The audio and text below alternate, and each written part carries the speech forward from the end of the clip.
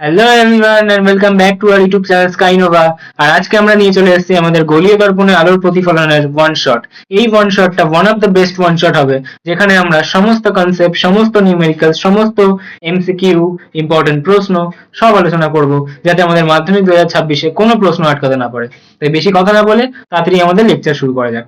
সবার প্রথমে আমরা জেনে নেব যে একটা আলো যখন একটা তলে এসে আপতিত হয় তখন কি কি ঘটতে পারে। তো মুখ্যত আমাদের তিন রকমের ঘটনা ঘটে। কি কি? একটা তো হচ্ছে আমাদের প্রতিফলন, একটা হচ্ছে আমাদের প্রতিসরণ, একটা কি আমাদের শোষণ।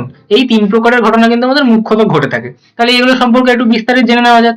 তাহলে প্রথম হচ্ছে আমাদের প্রতিফলন। তো প্রতিফলনে কি হয় এটা বোঝার জন্য আমরা একটা ব্ল্যাঙ্ক স্লাইড নিয়ে নিই।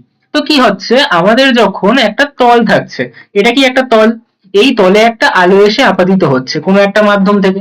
তাহলে এটা কোনো একটা মাধ্যম, ধরে নিলাম বায়ু মাধ্যম, সেখান থেকে একটা আলো এসে আপাতিত হয়েছে। তার মানে এটা কি আসলো, মানে এটা আপাতিত রশ্মি। কি রশ্মি? আসলো মানে আপাতিত রশ্মি। এইবার এই আলোটা যখন এই বিন্দুতে, মানে তলের উপর একটা নির্দিষ্ট বিন্দুতে এসে আপাতিত হলো, তাহলে এই বিন্দুটাকে আমরা কি বলবো? এই বিন্দুটাকে বলবো আপাতন বিন্দু। তাহলে এই বিন্দুটা কি? এই বিন্দুটার নাম হচ্ছে আপাতন বিন্দু। ঠিক আছে, বা পয়েন্ট অফ ইনসিডেন্স। এইবার এখান থেকে এই আলোটা কি হবে? প্রতিফলিত হয়ে যাবে, মানে ওই মাধ্যমেই ফিরে যাবে। তাহলে একই মাধ্যমে যখন আলো বাধাপ্রাপ্ত হয়ে ফিরে যায়, সেই ঘটনাকে বলি আমরা প্রতিফলন। তাহলে প্রতিফলনের জন্য যে রশ্মিটা এরকম ফিরে যাচ্ছে তার নাম কি দেবো? তার নাম দেবো প্রতিফলিত রশ্মি। ঠিক আছে, তার নাম কি দেবো? প্রতিফলিত রশ্মি। এইবার এই যে তলটা ছিল, তল মানে কি? যার উপর আমাদের আলোটা এসে পড়েছে, এই তলের উপর আমরা কি করি? একটা 90 ডিগ্রির লম্ব অঙ্কন করি। কি করি? লম্ব অঙ্কন করি। তার মানে এই লম্বটা কি আমার তলের সাথে 90 ডিগ্রি কোণ করে আমাদের বিস্তার লাভ করেছে, তাই তো? তাহলে এই যে আমি 90 ডিগ্রিতে একটা লম্ব অঙ্কন করলাম তলের সাথে, একে আমরা বলি অভিলম্ব। কি বলি? একে আমরা বলি অভিলম্ব। অভিলম্বকে আমরা কি ডিনোট করি? এম দিয়ে ডিনোট করি। প্রতিফলিত রশ্মি আমরা রিফ্লেক্টেড রে, তার মানে আর আর দিয়ে ডিনোট করি, এবং আপাতিত আলোক রশ্মি ইনসিডেন্ট রে, তাই আমরা আই আর দিয়ে ডিনোট করি। বোঝা গেল? এইবার আমরা যে কোনো কোণ কি করি? আমাদের অভিলম্ব থেকে মাপি। তাহলে অভিলম্বের সাথে আপাতিত রশ্মির কোণকে আমরা কি বলবো? আপাতন কোণ বা অ্যাঙ্গেল অফ ইনসিডেন্স। এবং অভিলম্বের সাথে প্রতিফলিত রশ্মির কোণকে আমরা বলবো প্রতিফলন কোণ বা অ্যাঙ্গেল অফ রিফ্লেকশন। আপাতিতন কোণকে আমরা আই দিয়ে এবং প্রতিফলন কোণকে আমরা আর দিয়ে ডিনোট করবো। তাহলে এটা গেল আমাদের প্রতিফলনের ব্যাপার। এবার তাহলে আমাদের প্রতিসরণটা কি? বেসিক্যালি আমরা দ্বিতীয় চ্যাপ্টারে পড়বো, কিন্তু এই চ্যাপ্টারে আমরা একদম সামান্য একটুখানি বুঝে নিলাম যে প্রতিসরণটা কি হবে। তাহলে বোঝা যাক। তাহলে প্রথম হচ্ছে আমাদের একটা আলো কোনো একটা মাধ্যম থেকে একটা তলে এসে আপাতিত হলো। এটা কোনো একটা তল, সেই তলটায় কোনো একটা মাধ্যম, ধরে নিলাম মাধ্যম 1, সেখান থেকে একটা আলো আসছে, তার মানে কি এটা আপাতিত আলোক রশ্মি। তাহলে এটা কি? আপাতিত রশ্মি। এই আলোর কিছু অংশ আমাদের দ্বিতীয় মাধ্যম, এটা অন্য একটা মাধ্যম, মাধ্যম 2, এই তলটাকে ভেদ করে সেই মাধ্যমে যাওয়ার চেষ্টা করলো। তাহলে ওই আলোটা কিভাবে যাওয়ার কথা? যেভাবে আসছে সেইভাবে যাওয়ার কথা। তাহলে আলোটার এই পথে যাওয়ার কথা। কিন্তু বাস্তবে না তা হয় না, যখনই মাধ্যম বদলে যায় ওর পথটাও বদলে যায়। তাহলে আলোটা না হয় এদিকে ছুটে যাবে, বেঁকে যাবে, আর না হলে এদিকে বেঁকে যাবে। তাহলে এই যে নিজের পথ বদলে সে বেঁকে গেল, এই ঘটনাকেই আমরা বলি তখন প্রতিসরণ ঘটা বা রিফ্র্যাকশন হওয়া। তাহলে আলো যে পথে যাওয়ার কথা মাধ্যম পরিবর্তনে, সেই পথের জায়গায় অন্য কোনো পথে বেঁকে যাওয়ার ঘটনাকে আমরা কি বলি? তাকে আমরা বলি প্রতিসরণ। তাহলে এই যে রশ্মিটা যে আমার বেঁকে যাওয়ার পর, মানে প্রতিসরণ হওয়ার পর তৈরি হলো, তাকে আমরা কি বলবো? তাকে বলবো প্রতিসৃত রশ্মি। তাহলে এটাও প্রতিসৃত রশ্মি বা এটাও আমাদের প্রতিসৃত রশ্মি হতে পারে। ঠিক আছে, কোনটা কখন হবে সেটা আমরা প্রতিসরণ চ্যাপ্টারে বুঝবো। এখানেও সেম আমাদের কি? আমাদের অভিলম্ব থাকবে, অভিলম্বের সাথে এই কোণটা আমাদের আপতন কোণ, এবং এই অভিলম্বের সাথে আমার প্রতিসৃত রশ্মির কোণটা আমাদের কি হবে? আর ড্যাশ বা প্রতিসরণ কোণ। এটাও আমাদের প্রতিসরণ কোণ হতে পারে। তাহলে এটা আমরা সেকেন্ড চ্যাপ্টারে পড়বো। বাট আমি ঘটনা দুটো বুঝে গেলাম যে একটা মাধ্যম থেকে যখন আমাদের আলোক রশ্মি, বুঝে নেওয়া যাক যে একটা মাধ্যম থেকে কোনো আলোক রশ্মি যখন একটা পৃষ্ঠে আঘাত করার পর সেই মাধ্যমেই ফিরে যায়, তখন তাকে আমরা বলি প্রতিফলন বা রিফ্লেকশন। বোঝা গেল? যে কারণে আমরা কিন্তু আয়নাতে নিজেদের প্রতিবিম্ব দেখতে পাই। এবার প্রতিসরণটা তাহলে কি ছিল? প্রতিসরণ ছিল যে এক মাধ্যম থেকে যখন অন্য মাধ্যমে প্রবেশ করা হয় তখন আলো তার গতিপথ পরিবর্তন করে নেয়। এই ঘটনাকে আমরা বলি প্রতিসরণ। যেরকম আলো যদি বায়ু থেকে জলে প্রবেশ করে তাহলে মাধ্যম পরিবর্তন হলো, তখন তার গতিপথটাও পরিবর্তন হয়ে যায়। ঠিক আছে, তাহলে এগুলো গেল কি আমাদের প্রতিফলন এবং প্রতিসরণ। আর একটা কি বলেছিলাম? শোষণ। তাহলে শোষণটা কি? ধরা যাক এটা একটা মাধ্যম, সরি তল, এটা একটা তল। এবার এই তলের উপর কি হচ্ছে? আমাদের আলো এসে পড়ছে। কি হচ্ছে? আমাদের আলো এসে আপাতিত হচ্ছে। তাহলে এই আলো আসলো, আলো আসলো, এগুলো কি আমাদের আলোক রশ্মি আপাতিত হচ্ছে, ঠিক আছে। এবার আলো মানে কি, আলোক শক্তি, তাহলে এটাও এক প্রকারের শক্তি, আলোক শক্তি। এই আলোক শক্তি যখন তলে আপতিত হলো তখন তলটা কি করলো, এই আলোর কিছু পরিমাণ শোষণ করে নিল। তাহলে এই যে আলোক শক্তি, শক্তি তো কি হয়, ধ্বংস হতে পারে না, সৃষ্টি হতে পারে না, তাহলে এই আলোক শক্তি অন্য কোনো শক্তিতে রূপান্তরিত হয়, যেরকম তাপ শক্তিতে রূপান্তরিত হয়ে গেল। তাহলে তখন কি হবে, তলটা গরম হয়ে যাবে, তলটা উত্তপ্ত হওয়া চালু হবে। এই ঘটনাকেই বলা হয় আমাদের শোষণ বা অ্যাবজর্পশন। তাহলে পড়ে নিই কি লেখা আছে। শোষণ বলতে বোঝায় যখন কোনো বস্তু আলো বা অন্য কোনো তরঙ্গ শোষণ করে নেয় এবং তা অন্য কোনো শক্তি যেরকম তাপ শক্তিতে রূপান্তরিত করে। যেরকম কি, সূর্যের আলো যদি একটা কৃষ্ণ বস্তু বা ব্ল্যাক বডির উপর এসে পড়ে তখন সেটা কিন্তু আলোটা শোষণ করে নেয় এবং উত্তপ্ত হয়ে যায়। বোঝা গেল। তাহলে আমাদের তিনটা ঘটনা কি কি ছিল, প্রতিফলন, প্রতিসরণ এবং আমাদের শোষণ। এবার তাহলে আমাদের প্রতিফলন সংক্রান্ত যে রাশিমালাগুলো আছে সেগুলো জেনে নেওয়া যাক। তার মধ্যে আমরা অলরেডি প্রতিফলক বলতে কি তলের কথা বলা হচ্ছে, মানে যে তলের উপর কি আমাদের আলোটা এসে পড়ছে তাকেই আমরা কি বলবো, প্রতিফলক তল বা প্রতিফলক। তাহলে আমরা কি বলবো, প্রতিফলক মানে যে তলে আলো বাধা পায়, ঠিক আছে। অভিলম্ব কি, আপাতন বিন্দু, মানে এই যে যেখানে আলোটা এসে আপাতিত হয়েছে সেখান থেকে আমি 90 ডিগ্রিতে যে অভিলম্বটা মাপছি, এটা কার সাথে 90 ডিগ্রি, এটা আমার তলের সাথে 90 ডিগ্রি। তাহলে আপাতন বিন্দুতে তলের উপর অঙ্কিত অভিলম্ব, সরি লম্ব, তাকে আমরা কি বলছি, অভিলম্ব বা এন দিয়ে ডিনোট করছি, কারণ তার ইংরেজি নাম নর্মাল। আপাতিত রশ্মির নাম কি, মানে কি, যে রশ্মি তলে এসে পড়ছে, মানে যে রশ্মিটা আসলো তাকে কি বলবো আমরা, আপাতিত আলোক রশ্মি।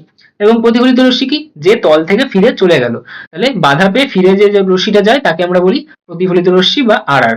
এবার আপাতন কোণটা তাহলে কি হবে, আমরা বলছি যে যে কোনো কোণ আমরা অভিলম্ব থেকে মাপবো, তাহলে অভিলম্ব থেকে আপাতিত আলোক রশ্মির যে কোণ তাকে আমরা বলবো আপাতন কোণ, এবং অভিলম্ব থেকে প্রতিফলিত রশ্মির যে কোণ তাকে আমরা বলবো প্রতিফলন কোণ। তাহলে বিষয়গুলো কি ভালো করে বোঝা গেল। তাহলে আমাদের কিন্তু এই জিনিসগুলো বেস লাইন হিসেবে কাজে দেবে, যেগুলো আমরা কিন্তু এরপরে যত জিনিস পড়বো তাতে প্রত্যেকটা ক্ষেত্রে আমাদের জন্য গুরুত্বপূর্ণ হিসেবে উঠে দাঁড়াবে। তাহলে এরপরের জিনিসটা কি, এরপরে আমাকে বলছে প্রতিফলনের সূত্র। আমি এই ছবিটাতেই দেখতে পাচ্ছি এখানে কে কে আছে, এখানে আছে আমাদের আমাদের কে আছে, আপাতিত আলোক রশ্মি, প্রতিফলিত রশ্মি এবং আপাতন বিন্দুতে অঙ্কিত অভিলম্ব।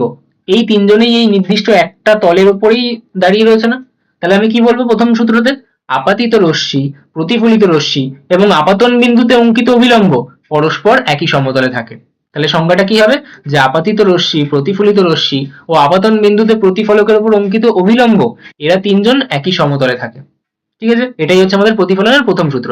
দ্বিতীয় সূত্র কি বলবে, যে আপাতন কোণ ও প্রতিফলন কোণের মান সর্বদা সমান হয়। তার মানেটা কি, তার মানে হচ্ছে যে এটা একটা যদি তল হয়ে থাকে, এটা একটা তল হলে যে কোণে আমার একটা আলো আসছে, মানে অভিলম্বের সাথে যে কোণটা ধরি 30 ডিগ্রি, তাহলে ও কিন্তু অভিলম্বের সাথে 30 ডিগ্রি কোণ করেই আবার ফেরত যাবে। তার মানে যে কোণে সে এসে পড়বে সেই কোণেই সে কিন্তু আবার ফিরে চলে যাবে। বোঝা গেল। এবার আমরা দুটো টার্ম পড়বো, একটা হচ্ছে বস্তু বা অবজেক্ট, আর একটা আমাদের প্রতিবিম্ব। বস্তু মানে কি, আমাদের এটা আমরা বেসিক্যালি কিসের জন্য পড়ছি, আমরা রে ডায়াগ্রামের পার্সপেক্টিভ থেকে পড়ছি। আমরা আমাদের রে অপটিক্সে কিছু ডায়াগ্রাম অঙ্কন করি যাতে আমরা বুঝতে পারি যে আমাদের প্রতিবিম্বটা কেমন ভাবে গঠিত হবে। সেখানে আমরা দুটো জিনিস বারবার ইউজ করব, একটা হচ্ছে বস্তু বা অবজেক্ট, আর একটা হচ্ছে আমাদের প্রতিবিম্ব বা ইমেজ। তাহলে এই বস্তু এবং আমাদের প্রতিবিম্ব এই দুটো জিনিস কি, বস্তু মানে আমি আয়নার সামনে যাকে রাখছি, আর প্রতিবিম্ব মানে আয়নাতে যে ছবিটা তৈরি হচ্ছে। যদি একদম সিম্পলি বোঝাতে চাই তাহলে এটা। এবার আমরা রে ডায়াগ্রামে কি করে বুঝবো, রে ডায়াগ্রামে আমাদের আপাতিত আলোক রশ্মির সাথে সম্পর্কিত হচ্ছে আমাদের উৎস বা বস্তু। কি বললাম, আপাতিত আলোক রশ্মির সাথে সম্পর্কিত আমাদের উৎস বা বস্তু। এবং আমরা যদি একটু নিচে গিয়ে দেখি আমাদের প্রতিবিম্ব, তাহলে সেটা কিন্তু আমাদের প্রতিফলিত আলোক রশ্মির সাথে সম্পর্কিত। এবার কেসটা কি হচ্ছে, যদি আপাতিত আলোক রশ্মি গুচ্ছ ছেদ করে অথবা ছেদ করবে বলে মনে হচ্ছে, তাহলে তাকে আমরা বলবো উৎস বা বস্তু। বোঝাচ্ছি বোঝাচ্ছি, ভয় পেতে হবে না। আর যদি প্রতিফলিত আলোক রশ্মি গুচ্ছ ছেদ করে বা ছেদ করবে বলে মনে হচ্ছে, তাহলে তাকে আমরা বলি প্রতিবিম্ব বা ইমেজ। কিছুই বোঝা গেল না তো, আমিও বুঝতে পারছি না, তাহলে এটা এঁকে না দেখা যাক। তাহলে সবার প্রথমে আমরা একটা ব্ল্যাঙ্ক স্পেস নিই, এখানে একটা তল অঙ্কন করি, এটা একটা তল, ঠিক আছে, এটা একটা তল। তলটাকে আগে এরকম ভাবে হরিজন্টালি আঁকতাম, এবার ভার্টিক্যালি আঁকলাম। এবার এখানে আমরা কিছু আলো ফেলবো। ধরি আমার এরকম ভাবে একটা আলো আপাতিত হয়েছে, এরকম ভাবে একটা আলো আপাতিত হয়েছে, আবার এরকম ভাবে একটা আলো আপাতিত হয়েছে। এই তিনটে আলোই কি তলে গিয়ে পড়ছে, হ্যাঁ। তার মানে তলে এই আলোগুলো আসছে, তার মানে এরা প্রত্যেকেই কি, এরা প্রত্যেকেই আমাদের আপাতিত আলোক রশ্মি।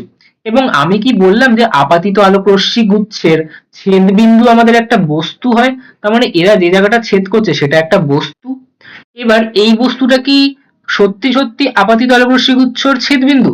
হ্যাঁ, এরা সত্যিই ছেদ করছে, তাহলে তখন তাকে আমরা বলবো সৎ বস্তু বা রিয়েল অবজেক্ট। কি বললাম? যদি সত্যিই আমাদের আপাতিত রশ্মিগুলো ছেদ করে তাহলে তাকে আমরা বলবো সৎ বস্তু বা রিয়েল অবজেক্ট।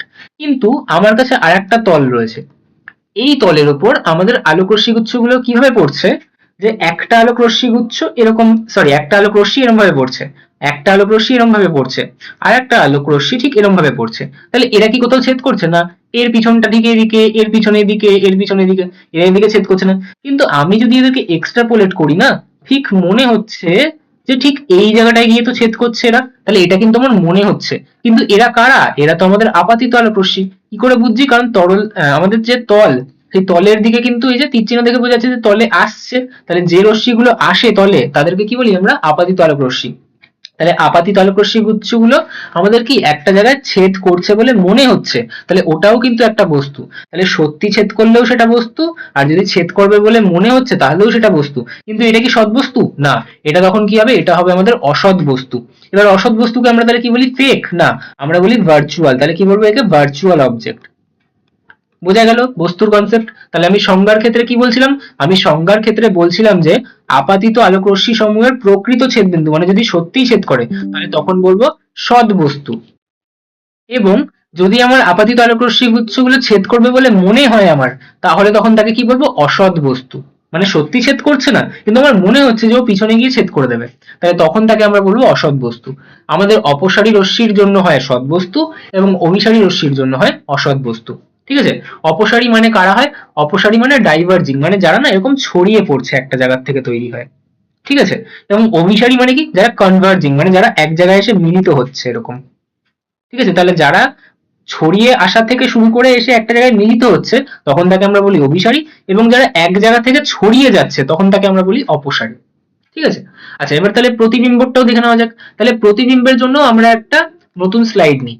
স্লাইড নিয়ে এখানেও আমরা একইভাবে একটা তল অঙ্কন করি।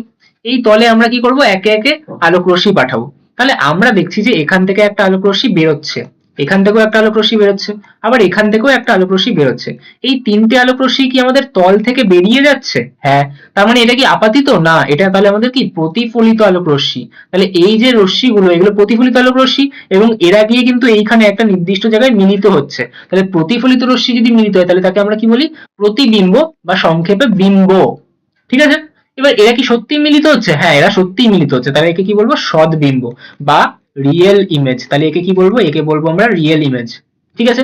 কিন্তু এখান থেকেই যদি এই তলটার ক্ষেত্রে এমন দেখা গেল যে এরকম ভাবে একটা আলোক রশ্মি বেরোচ্ছে, এরকম ভাবে একটা আলোক রশ্মি বেরোচ্ছে, এবং এরকম ভাবে একটা আলোক রশ্মি বেরোচ্ছে, তাহলে এরা কি সত্যি সত্যি দিকে ছেদ করবে? না, এদিকে যাচ্ছে, এদিকে যাচ্ছে, এদিকে যাচ্ছে, তিনজনের তিনটে পথ। কিন্তু আমি না একটা জিনিস ভাবলাম যে এদেরকে যদি আমি পিছনের দিকে আনি তাহলে এরা ঠিক এই জায়গাটায় এসে মিলিত হচ্ছে, এবং এই রশ্মিগুলো কি? এই রশ্মিগুলো সব তল থেকে বেরোচ্ছে, তো তীর চিহ্ন দেখো, তল থেকে বেরিয়ে যাচ্ছে, তাহলে এরা কিন্তু প্রত্যেকে আমাদের প্রতিফলিত রশ্মি। এরা কি? এরা প্রত্যেকে আমাদের প্রতিফলিত রশ্মি। তাহলে এই প্রতিফলিত রশ্মির যে ছেদবিন্দু তাকে আমরা কি বলি? তাকে আমরা বলি বিম্ব। কিন্তু একে কি সদ্বিম্ব বলবো? না, একে বলবো অসৎ বিম্ব। কেন? কারণ এটা আমার মনে হচ্ছে। তাহলে একে কি ফেক ইমেজ বলবো? না, কি বলবো? একে বলবো ভার্চুয়াল ইমেজ। তাহলে এটা কি? এটা হচ্ছে আমাদের ভার্চুয়াল ইমেজ। তাহলে এখান থেকে কি আমি সংজ্ঞাটা ভালো করে এবার বুঝতে পারবো? হ্যাঁ, দেখে নেওয়া যাক। তাহলে সংজ্ঞাটা কি বলছিল? যে রশ্মিগুচ্ছ যদি প্রকৃতপক্ষে মিলিত হয়, কোন রশ্মি? প্রতিফলিত রশ্মি, তাহলে আমি কি বলবো? সদ্বিম্ব। আর ওই যে প্রতিফলিত রশ্মি, সেই রশ্মিগুচ্ছগুলো যদি মিলিত হচ্ছে বলে মনে হয় তাহলে আমরা বলবো অসৎ বিম্ব। এবার যেটা সৎ বিম্ব না তাকে আমরা পর্দায় ফেলতে পারবো, কারণ ওটা তো সত্যিকারের ইমেজ। কিন্তু যেটা আমরা অসৎ বিম্ব সেটা তো আমার মনে হচ্ছে জাস্ট, ওটা একটা ডিলিউশন, তাহলে সেটা কিন্তু আমরা পর্দায় ফেলতে পারবো না। যেরকম আমরা আয়নায় যে প্রতিবিম্ব দেখি সেটা কি? একটা অসৎ বিম্ব। এটা কিন্তু প্রশ্ন আসতে পারে যে আয়নায় গঠিত প্রতিবিম্ব কি প্রকারের প্রতিবিম্ব, একটা সৎ বিম্ব নাকি অসৎ বিম্ব? তাহলে ওটা কিন্তু এক প্রকারের অসৎ বিম্ব। ঠিক আছে? এবার দেখে নেওয়া যাক দুটো স্পেশাল কেস, একটা লম্ব আপাতন, একটা গ্রেজিং ইনসিডেন্স। গ্রেজিং ইনসিডেন্স তোমাদের জন্য বেশি ইম্পর্টেন্ট না, কিন্তু লম্ব আপাতনের উপর কিন্তু একটা এমসিকিউ ইম্পর্টেন্ট, যেটা আমি বলছি একটু পরে।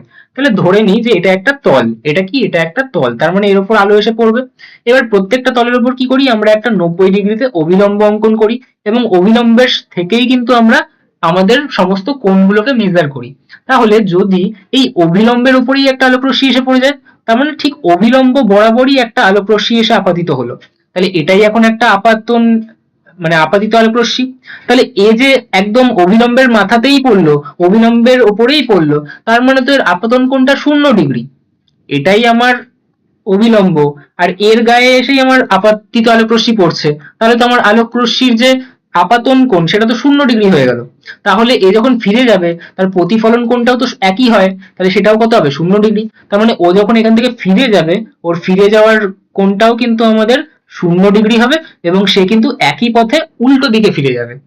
তার মানে আলোক রশ্মিটা যেভাবে আসলো ঠিক সেভাবেই আবার ফিরে চলে গেল। বোঝা গেল? তাহলে এটাই কিন্তু আমাদের লম্ব আপাতন।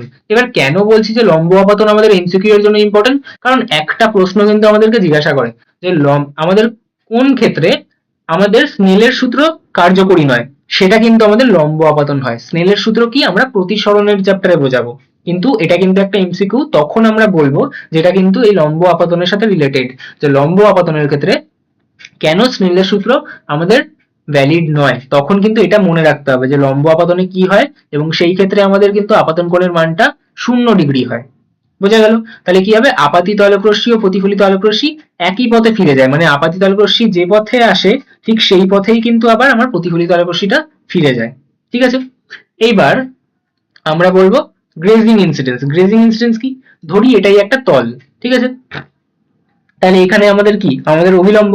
এবার অভিলম্বের থেকে আমি সমস্ত কোণ অঙ্কন করি, তাহলে আমার যদি একটা আলো ঠিক গা ঘেঁষে চলে আসে, এই তলের গা ঘেঁষে, কার গা ঘেঁষে? তলের গা ঘেঁষে, তাহলে এটা আমাদের এখন আপাতিত আলোক রশ্মি, এটা আমাদের অভিলম্ব, তাহলে এদের মধ্যবর্তী কোণটা আমাদের আপাতন কোণ, সেটা তাহলে কত হবে? সেটা আমাদের প্রায় তাহলে 90 ডিগ্রি হবে।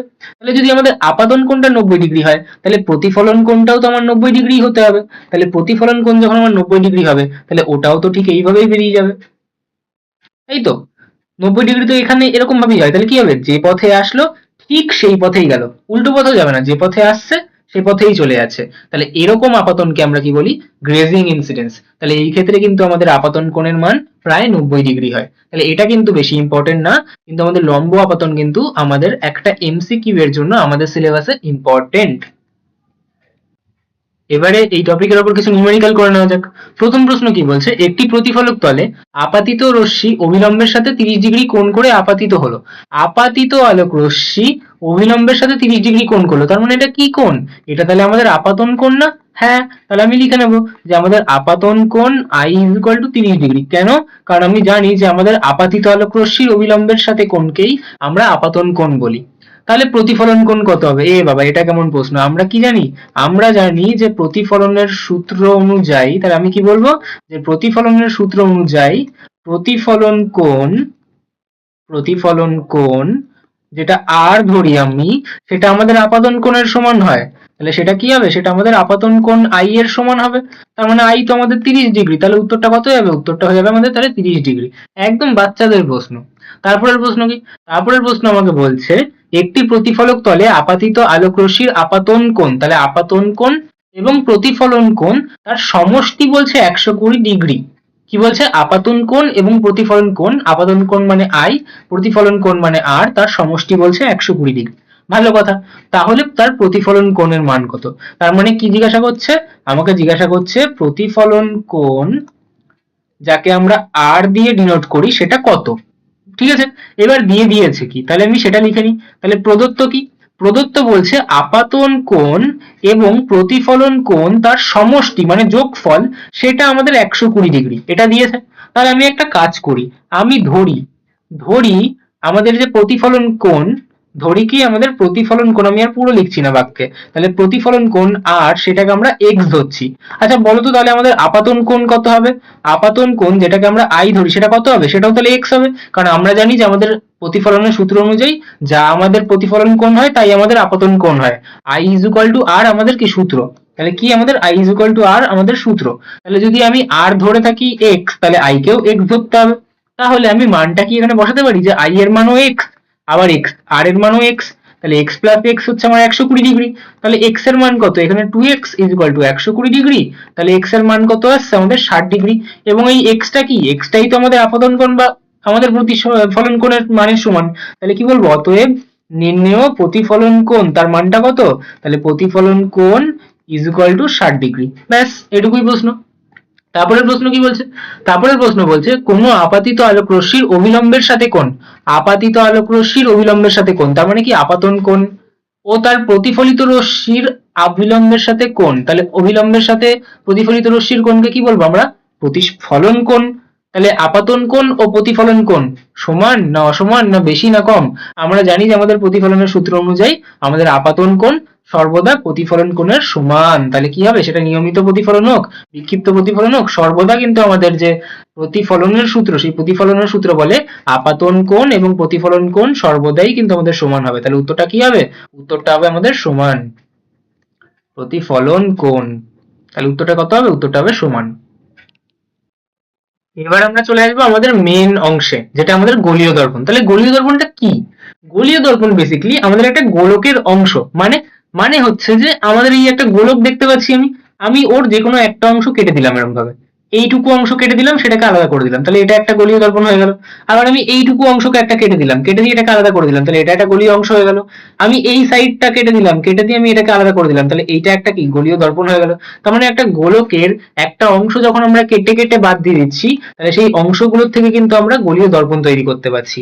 আচ্ছা, তাহলে একটা গোলীয় দর্পণের উদাহরণ বলবো, আমাদের বাবারা যে দাড়ি কাটার জন্য যে আয়নাটা ব্যবহার করেন, সেটা আমাদের গোলীয় দর্পণ। ওই আমার তো ওটা দেখে সমতল মনে হয়। তাহলে একটা প্রশ্ন মাথায় আনো তো, পৃথিবীও তো গোল, জিওড আকৃতির, তাহলে আমরা কি আমরা তো সমতল দেখতে পাই, যেটার জন্য গ্যালিলিওর প্রাণ চলে গেল। তাহলে পৃথিবী কি আদৌ তাহলে সমতল না, কিন্তু কেন সমতল মনে হয়, কারণ বিশাল বড় একটা গোলকের একটা ক্ষুদ্রতম অংশ। ভালো করে বোঝাচ্ছি, একটা ব্ল্যাঙ্ক স্লাইড নেওয়া যাক। এই একটা বড় একটা অংশ, এটা কি পৃথিবী, পৃথিবীর একদম ক্ষুদ্র একটা অংশের মধ্যে আমরা বাসস্থান করছি। তাহলে আমি যদি পার্টিকুলার এইটুকু জায়গা, আরেকটা কালি নিয়ে দেখানো যাক, আমি যদি পার্টিকুলার এইটুকু জায়গার মধ্যে দেখি, এইটুকু জায়গা কি গোল মনে হচ্ছে, না এইটুকু জায়গা তো সমতল মনে হচ্ছে, কিন্তু এইটুকু জায়গা কি গোল মনে হচ্ছে, হ্যাঁ এইটুকু জায়গার মধ্যে একটা কার্ভ বোঝা যাচ্ছে। আচ্ছা, এতটা জায়গা কি বোঝা যাচ্ছে, হ্যাঁ এতটা জায়গা কিন্তু একটা কার্ভ মনে হচ্ছে, কিন্তু এইটুকু জায়গা কি একটা কার্ভ মনে হচ্ছে না, এইটুকু জায়গা আমি যদি জুম করে দেখি, তাহলে মনে হবে যেন একটা স্ট্রেট লাইন। তাই মনে হবে না? এটাকে যদি আমি জুম করে দেখি, তাহলে ঠিক এরকম স্ট্রেট লাইন মনে হবে, কিন্তু এটাকে যদি আমি বড় করি, তাহলে এটা এরকম দেখাবে, কার্ভ দেখাবে। তার মানে একটা বড় গোলকের একটা ক্ষুদ্রতম অংশ আমরা যদি কেটে নিই, তাহলে সেইটুকু অংশ কিন্তু, যদি এইটুকু অংশ আমি কেটে নিয়ে একটা আয়না তৈরি করি, তাহলে সেটা কিন্তু বাইরে থেকে আবার এরকম কার্ভ দেখাবে না, সেটা কিন্তু এরকম স্ট্রেট দেখাবে। তাহলে আমরা যে গোলীয় দর্পণগুলো ব্যবহার করছি, সেটা কিন্তু নিশ্চয়ই একটা গোলকের অংশ, কিন্তু তার একটা ক্ষুদ্র অংশ। তাহলে আমরা এরকম বেঁকিয়ে বেঁকিয়ে দেখাচ্ছি কেন, যাতে আমরা বুঝতে পারি। দ্বিতীয়ত, কেন বেঁকিয়ে বড় করে দেখাচ্ছি, যাতে আমরা আমাদের ডায়াগ্রাম গুলো ঠিক করে আঁকতে পারি। আমরা যদি একদম ছোট করে আঁকি, তাহলে কি আমরা ধরাতে পারবো ওর মধ্যে, পারবো না। তাই জন্য কি আমরা বড় করে আঁকছি। সেম কনসেপ্ট আমি উপাক্ষীয় রশ্মির জন্য বলবো। তাহলে মোদ্দা কথা কি, যে গোলীয় দর্পণ হচ্ছে আমাদের এমন একটা দর্পণ যার প্রতিফলন পৃষ্ঠটা একটা গোলকের অংশ, তাকে আমরা কি বলি, গোলীয় দর্পণ। তাহলে এর মধ্যে প্রলেপের একটা কনসেপ্ট থাকে, যে আমরা একটা তলে এর রিফ্লেকশন ঘটাই, মানে এটা একটা দর্পণ, ওর একটা সাইডে আমাদের আলো এসে আপাতিত হবে, ধরে নিলাম এই সাইডে আলো এসে আপাতিত হবে, তাহলে পিছনের সাইডে কিন্তু আপাতিত হতে পারবে না, তাহলে সেই সাইডটায় আমরা রূপোর প্রলেপ দিয়ে দিই। তাই সেটাকে আমরা রে ডায়াগ্রামে এরকম ভাবে ডট ডট দিয়ে বোঝাই, তার মানে এই দিকে কোনো আলো এসে আপাতিত হতে পারবে না, আলো এসে আপাতিত হতে পারবে এই সাইডটা, যেরকম আমরা টিপিক্যাল আয়নাতে দেখি, এক সাইডে আমাদের কোনো একটা পিচ বোর্ড দেওয়া থাকে, যাতে আমরা রূপোর প্রলেপ বা আমাদের পারদের প্রলেপ দিয়ে দিই, আর একটা সাইডে আমাদের কি আয়নার অংশটা থাকে, যেখানে আমাদের কি আলো এসে আপাতিত হবে। ঠিক আছে, তাহলে যে সাইডটা আমাদের আলো এসে আপাতিত হবে না, সেই সাইডে আমরা কি করি, প্রলেপ দিয়ে দিই। তাহলে এখানে একটা প্রলেপ দেওয়ার কনসেপ্ট আছে, যেটা এখানে বোঝানো হচ্ছে কি, এর ভেতরের বা বাইরের যে কোনো একটা স্তরে আমরা কি করি, পারদ বা রূপার প্রলেপ দিয়ে দিই। ঠিক আছে, এবং অন্য স্তরে কি হবে, আমাদের আলোগুলো আবার দিতে হবে। এটা ক প্রকার, এটা মূলত দু প্রকার, একটা হচ্ছে অবতল, একটা হচ্ছে উত্তল। তা অবতল উত্তল কি করে বুঝবো, সেটা আমি বোঝাচ্ছি।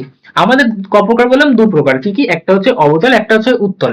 অবতলের ইংরেজি হচ্ছে কনকেভ, আর কেভ মানে কি, কেভ মানে গুহা, তাহলে যার গুহার মধ্যে আলো ঢুকবে, এটা দেখে মনে হচ্ছে না গুহার মধ্যে আলো ঢুকছে, তাহলে এটা কি আমাদের কনকেভ বা অবতল দর্পণ। কি বললাম, অবতল দর্পণ। কিন্তু এইটাই যদি এরকম হয় যে এর আমি ভিতরের অংশে প্রলেপ দিয়ে দিয়েছি, বাইরের অংশে তাহলে আলো পড়বে, তাহলে এবার কি আমাদের গুহায় আলো ঢুকছে, না গুহা তো এই দিকটায়, আমাদের গুহায় আলো ঢুকছে না, তাহলে এটা কি হবে, এটা তাহলে হবে আমাদের একটা উত্তল দর্পণ। তাহলে এটা কি, এটা হচ্ছে আমাদের কনভেক্স দর্পণ বা আমাদের উত্তল দর্পণ। বোঝা গেল? তাহলে গুহায় যদি আলো ঢোকে তাহলে আমাদের কনকেভ, কারণ কেভ মানে কি আমাদের গুহা বা অবতল দর্পণ, এবং আর না হলে আমাদের উত্তল দর্পণ। তাহলে এই প্রপার দু প্রকার, একটা অবতল একটা উত্তল। তাহলে প্রকারভেদ বোঝা গেল। এবার তাহলে ওটা সম্পর্কেই পড়া যাক।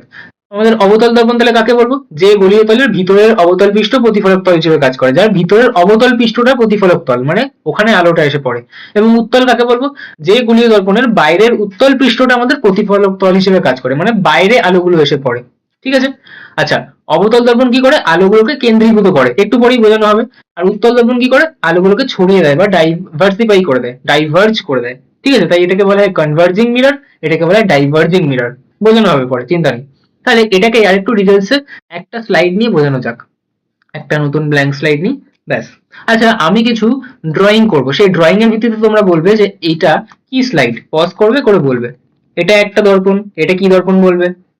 এটা একটা দর্পণ, এটা কি দর্পণ বলবে। ওকে, তারপর এটা একটা দর্পণ, এটা কি দর্পণ বলবে। আবার এটা একটা দর্পণ, এটা কি দর্পণ বলবে। কোনটা কি দর্পণ সেটা তোমাদের বলতে হবে। দু প্রকারেরই দর্পণ হয়, হয় অবতল নয় উত্তল। আচ্ছা, এই সাইডটা এরকম দাগ দেওয়া আছে, মানে এই সাইডে আলো পড়বে না, এই সাইডে প্রলেপ দেওয়া আছে, তার মানে এই সাইডে আলো ঢুকবে। তাহলে আলোটা এদিকে কোথায় ঢুকছে? গুহায় ঢুকছে না? তাহলে গুহায় ঢুকছে মানে অবতল। ঠিক আছে?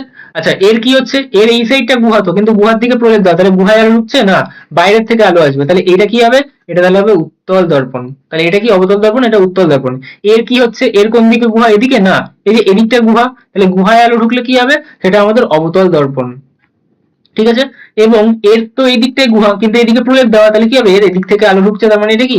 এটা তাহলে কিন্তু আমাদের হবে উত্তল দর্পণ। ঠিক আছে? অ্যাকচুয়ালি কিছুই না, এটাকে কিন্তু শুধু উল্টো করে দেওয়া আছে, এটাকে শুধু উল্টো করে দেওয়া আছে, কিন্তু উল্টো করে দিলেই অনেকে পাল্টে যায়, তাই জন্য আমি এটা কিন্তু আলাদা করে বুঝিয়ে দিলাম। তাহলে এটা কি হলো? আমাদের দর্পণের প্রকারভেদ গেল। এবার দর্পণের আমরা জ্যামিতিক পরিভাষায় আসবো, মানে দর্পণের বেশ কিছু অংশ পড়বো। তাই এরকম ভাবে না পড়ে আমরা নিজেরাই ড্র করি। তাহলে আরেকটা আমরা স্লাইড নিয়ে নিই। সেই স্লাইড নিয়ে আমরা একটা অবতল দর্পণের থেকেই বুঝে নিই। তাহলে অবতল দর্পণের জন্য আমি একটা এরকম আঁকি। এটা একটা অবতল দর্পণ। ঠিক আছে? এই যে বাইরের অংশটাকে আমি কোটিং করে দিচ্ছি বা প্রলেপ দিয়েছি, তাহলে ভিতরে আলো আসবে, মানে কি? এটা একটা অবতল দর্পণ। এই যে অবতল দর্পণের একদম মাঝ বরাবর একটা সমান্তরাল রশ্মি আঁকলাম, এটাকে আমরা বলি প্রধান অক্ষ। কি বলি? এটাকে আমরা বলি প্রধান অক্ষ। ঠিক আছে? তাহলে প্রধান অক্ষকে, এই যে এই অংশটা, এই প্রধান অক্ষ আমাদের যে অংশটাকে ছেদ করছে আমাদের এই দর্পণের, তাকে আমরা বলি মেরু। ঠিক আছে? বা তাকে আমরা পোল বা মেরু বলি, তাকে আমরা পিভি ডিনোট করি। এবং এই যে আমাদের, মানে এটা কি একটা দর্পণ, এই দর্পণটা একটা গোলকের অংশ, তাহলে এটা যদি আমি পুরোপুরি কমপ্লিট করতে পারি তাহলে এটা একটা গোলকের অংশ হবে। আর প্রত্যেকটা গোলকের কি হয়? একটা করে বক্রতা, একটা করে ব্যাসার্ধ থাকে, একটা করে কেন্দ্র থাকে। তাহলে এই যে পুরো আমার ব্যাসার্ধটা, দর্পণটা, সেই দর্পণটাকে আমি যদি কমপ্লিট করি, তাহলে সেই গোলকের একটা নির্দিষ্ট কেন্দ্র রয়েছে, সেই কেন্দ্রকে আমরা কি বলবো? বক্রতা কেন্দ্র। কি বলবো? বক্রতা কেন্দ্র। এবং তাকে আমরা সিবি ডিনোট করব। ঠিক আছে? Centre of curvature. এবং এই পি এবং সি, পি মানে কি? মেরু, এবং সি মানে কি? আমাদের বক্রতা কেন্দ্র। এদের ঠিক মাঝ বরাবর থাকে আমাদের এফ বলে একটা বিশেষ অংশ, যাকে আমরা ফোকাস বলে চিহ্নিত করব, এবং এটা আমরা পরবর্তীকালে পড়বো। তাহলে কি কি অংশ পড়লাম আমরা? এক তো বললাম আমাদের মেরু, মেরুকে যে আমাদের এই প্রধান অক্ষ বরাবর আমাদের, যে আমাদের দর্পণটা আছে তার মাঝ বরাবর ছেদ করছে। সিটা কি? সি হচ্ছে আমাদের বক্রতা কেন্দ্র। তার মানে কি বলবো? যে আমাদের দর্পণটা যে গোলকের অংশ, সেই গোলকের কেন্দ্রকে আমরা বলবো আমাদের বক্রতা কেন্দ্র। এইবার আমরা ব্যাসার্ধ কাকে বলি? ব্যাসার্ধ বলি আমাদের এখান থেকে এই অংশটা। তাহলে এইটুকু কি? আমাদের বক্রতা ব্যাসার্ধ। বক্রতা কেন্দ্র থেকে আমাদের যে দর্পণ, তার দূরত্ব, মানে মেরুর দূরত্ব। আর একটা জিনিস আমি বলছি, যে অভিলম্ব থেকে আমরা সমস্ত কোণ মাপি এবং সমস্ত দূরত্ব মাপি আমরা মেরু থেকে। তাহলে মেরু থেকে বক্রতা কেন্দ্রের দূরত্বকে আমরা বলবো আমাদের বক্রতা ব্যাসার্ধ। মেরু থেকে আমাদের ফোকাসের দূরত্বকে আমরা বলবো ফোকাস দৈর্ঘ্য, যেটা আমরা একটু পরেই বোঝাবো। তাহলে এটা কি বোঝা গেল? বোঝা গেল। একইভাবে উত্তল দর্পণের জন্য হবে, আমি আলাদা করে আর বোঝাচ্ছি না। ঠিক আছে? তাহলে আমরা এবার এক এক করে বুঝে নিই। প্রথম কি বলছে আমাদের? মেরু বা পোল। তাহলে সেটা কি হবে? দর্পণের প্রতিফলক তলের মধ্যবিন্দু, ওই যে দেখালাম। তাহলে কি হবে? একদম মিডল পয়েন্টে যেটা থাকবে, যেটা আমাদের প্রধান অক্ষকে ছেদ করছে। তারপর কি বলা হচ্ছে? বক্রতা কেন্দ্র। বক্রতা কেন্দ্র কি? দর্পণটি যে গোলকের অংশ, তার কেন্দ্রকে আমরা বলছি কি? বক্রতা কেন্দ্র বা সেন্টার অফ কার্ভেচার, যাকে আমরা সি দিয়ে ডিনোট করছি। তারপর হচ্ছে বক্রতা ব্যাসার্ধ। বক্রতা ব্যাসার্ধ কি? দর্পণটি যে গোলকের অংশ, তার ব্যাসার্ধ। যেরকম আমাদের এই ছবিতেও কি আসছিল? এই ছবিতে তাহলে কি আসছিল? আমাদের পি থেকে সি। তাহলে কি বলবো আমি? পিসি। তাহলে পিসি কি? আমাদের বক্রতা ব্যাসার্ধ। হলো? আচ্ছা, এবার একটা ইম্পর্টেন্ট জিনিস, সমতল দর্পণের বক্রতা ব্যাসার্ধ কিন্তু অসীম, এটা কিন্তু খুব ইম্পর্টেন্ট আমাদের এমসিকিউ এর জন্য। ছোট হয়ে গেছে লেখা, আমার খেয়াল নেই এটা বড় করতে। সমতল দর্পণের বক্রতা ব্যাসার্ধ অসীম হয়, ঠিক আছে, রেডিয়াস অফ কার্ভেচার আমাদের সমতল দর্পণের জন্য অসীম হয়, কারণ ওটা তো এরকম স্ট্রেট, তাহলে ওটার তো কোনো স্ফিয়ার নেই, তাই ওটা ধরে নেওয়া হয় যে ওটার বক্রতা ব্যাসার্ধ আমাদের অসীম। অসীম মানে কি, এমন বড় একটা সংখ্যা যেটা আমরা কল্পনা করতে পারি না, ঠিক আছে। আচ্ছা, এছাড়া আর কিছু আছে? হ্যাঁ, আমাদের প্রধান অক্ষ। প্রধান অক্ষ কি, আমাদের গোলীয় দর্পণের মেরু এবং বক্রতা কেন্দ্র সংযোজককারী সরলরেখা। ওই যে বললাম মাঝ বরাবর একটা সরলরেখা, যেটা আমাদের কি হচ্ছে, এই মেরু আর বক্রতা কেন্দ্রকে সংযোজক করছে, ঠিক আছে। তারপর বলা হচ্ছে উন্মেষ। উন্মেষ কি, এগুলো বেশি আমাদের ডায়াগ্রামে বুঝে লাভ নেই, কারণ এই দুটো কাজে লাগবে না। দর্পণের প্রতিফলক তলের বৃত্তাকার পরিসীমার ব্যাসকে আমরা বলি রৈখিক উন্মেষ। এবং কৌণিক উন্মেষ কি, দর্পণের প্রধান ছেদের দুই প্রান্ত বিন্দু বক্রতা কেন্দ্রে যে কোণ উৎপন্ন করে। মানে আমি একদম হালকা করে বুঝিয়ে দিচ্ছি যে এটা আমাদের পোল, এটা আমাদের একটা প্রান্ত, এটা আমাদের একটা প্রান্ত, ঠিক আছে। এই যে দুই প্রান্ত বিন্দু, সেটা বক্রতা কেন্দ্রে যে কোণ উৎপন্ন করে, তার মানে এই মাঝখানে যে বক্রতা কেন্দ্রটা আছে সেখানে যে কোণটা উৎপন্ন করছে তাকে আমরা বলবো কি, কৌণিক উন্মেষ। মানে এই থিটাটা হচ্ছে কি আমাদের কৌণিক উন্মেষ, ঠিক আছে। তাই এটা আমাদের এতটা কাজে লাগে না। তারপর কি আসছে আমাদের, তারপর হচ্ছে আমাদের ফোকাস এবং ফোকাস দৈর্ঘ্য। এটা আমাদের খুব ইম্পর্টেন্ট, যেটা আমি এখন ভালো করে বোঝাবো। তাহলে আবারও একটা ব্ল্যাঙ্ক স্লাইড নিয়ে নেওয়া যাক। তাহলে ধরি আমি দুটোর জন্যই দেখিয়ে দিই। তাহলে সবার প্রথমে আমরা একটা অবতল দর্পণ নিই। অবতল দর্পণ কি করে বুঝলাম, কারণ আমি বাইরের অংশটা কোটিং করে দিয়েছি, তার মানে গুহায় আলো ঢুকবে। এবার এর কি হয়, এর একদম একটা মধ্যবিন্দু থাকবে, যে মধ্যবিন্দুটাকে আমরা কি বলবো, আমাদের মেরু বা পোল, তাহলে সেটা পি। এবং এই যে আমাদের অবতল দর্পণটা, সেটা একটা গোলকের অংশ, এরকম একটা গোলকের অংশ হবে। সেই গোলকের তাহলে নিশ্চয়ই একটা কেন্দ্র থাকবে, তাকে আমরা কি বলবো, সেন্টার অফ কার্ভেচার বা আমাদের কি, বক্রতা কেন্দ্র, ঠিক আছে। এবার এদেরকে সংযোজককারী একটা সরল লেখা যাবে, সেই সরল লেখাকে আমরা কি বলবো, তাকে আমরা বলবো প্রধান অক্ষ। তাহলে এটা কি আমাদের প্রধান অক্ষ, ঠিক আছে। এইবার আমরা একটা জিনিস লক্ষ্য করলাম, আমরা কি করলাম, এই প্রধান অক্ষ বরাবর বেশ কিছু আলো পাঠালাম। কি করলাম, প্রধান অক্ষ বরাবর সমান্তরাল ভাবে একটা আলো পাঠালাম। যেই প্রধান অক্ষের সমান্তরাল একটা আলো পাঠালাম না, ও ঠিক নির্দিষ্ট একটা বিন্দু দিয়ে পাস হলো।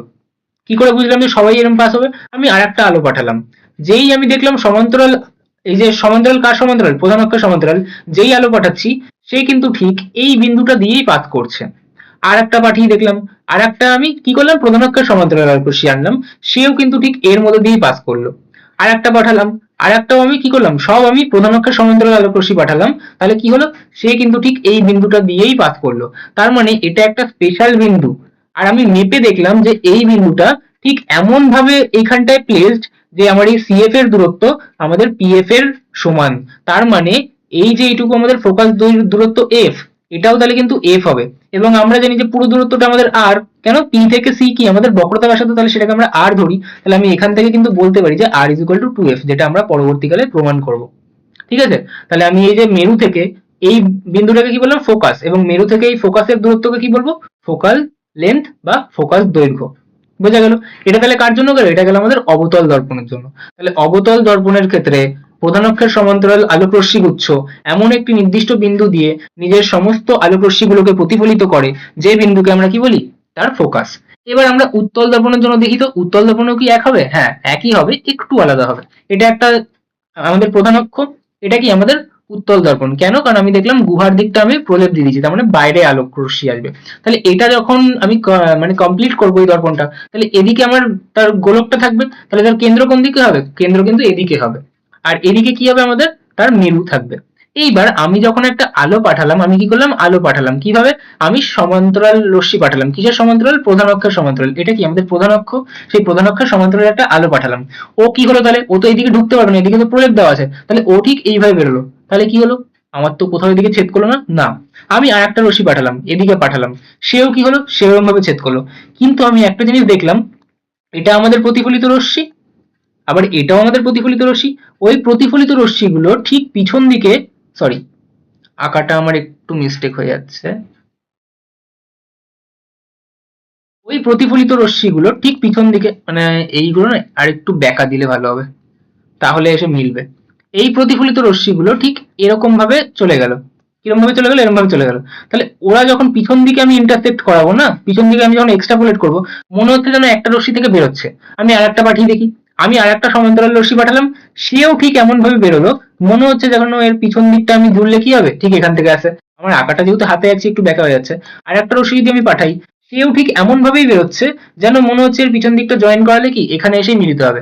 তার মানে উত্তল দর্পণের ক্ষেত্রে কি হয়, উত্তল দর্পণের ক্ষেত্রে আমি যখন আলোক রশ্মিগুলোকে পাঠাচ্ছি তখন ওটা এমন ভাবে প্রতিফলিত হচ্ছে যেন সেটা কি হয়ে গেল, যেন সেটা একটি নির্দিষ্ট বিন্দু থেকে প্রতিফলিত হচ্ছে।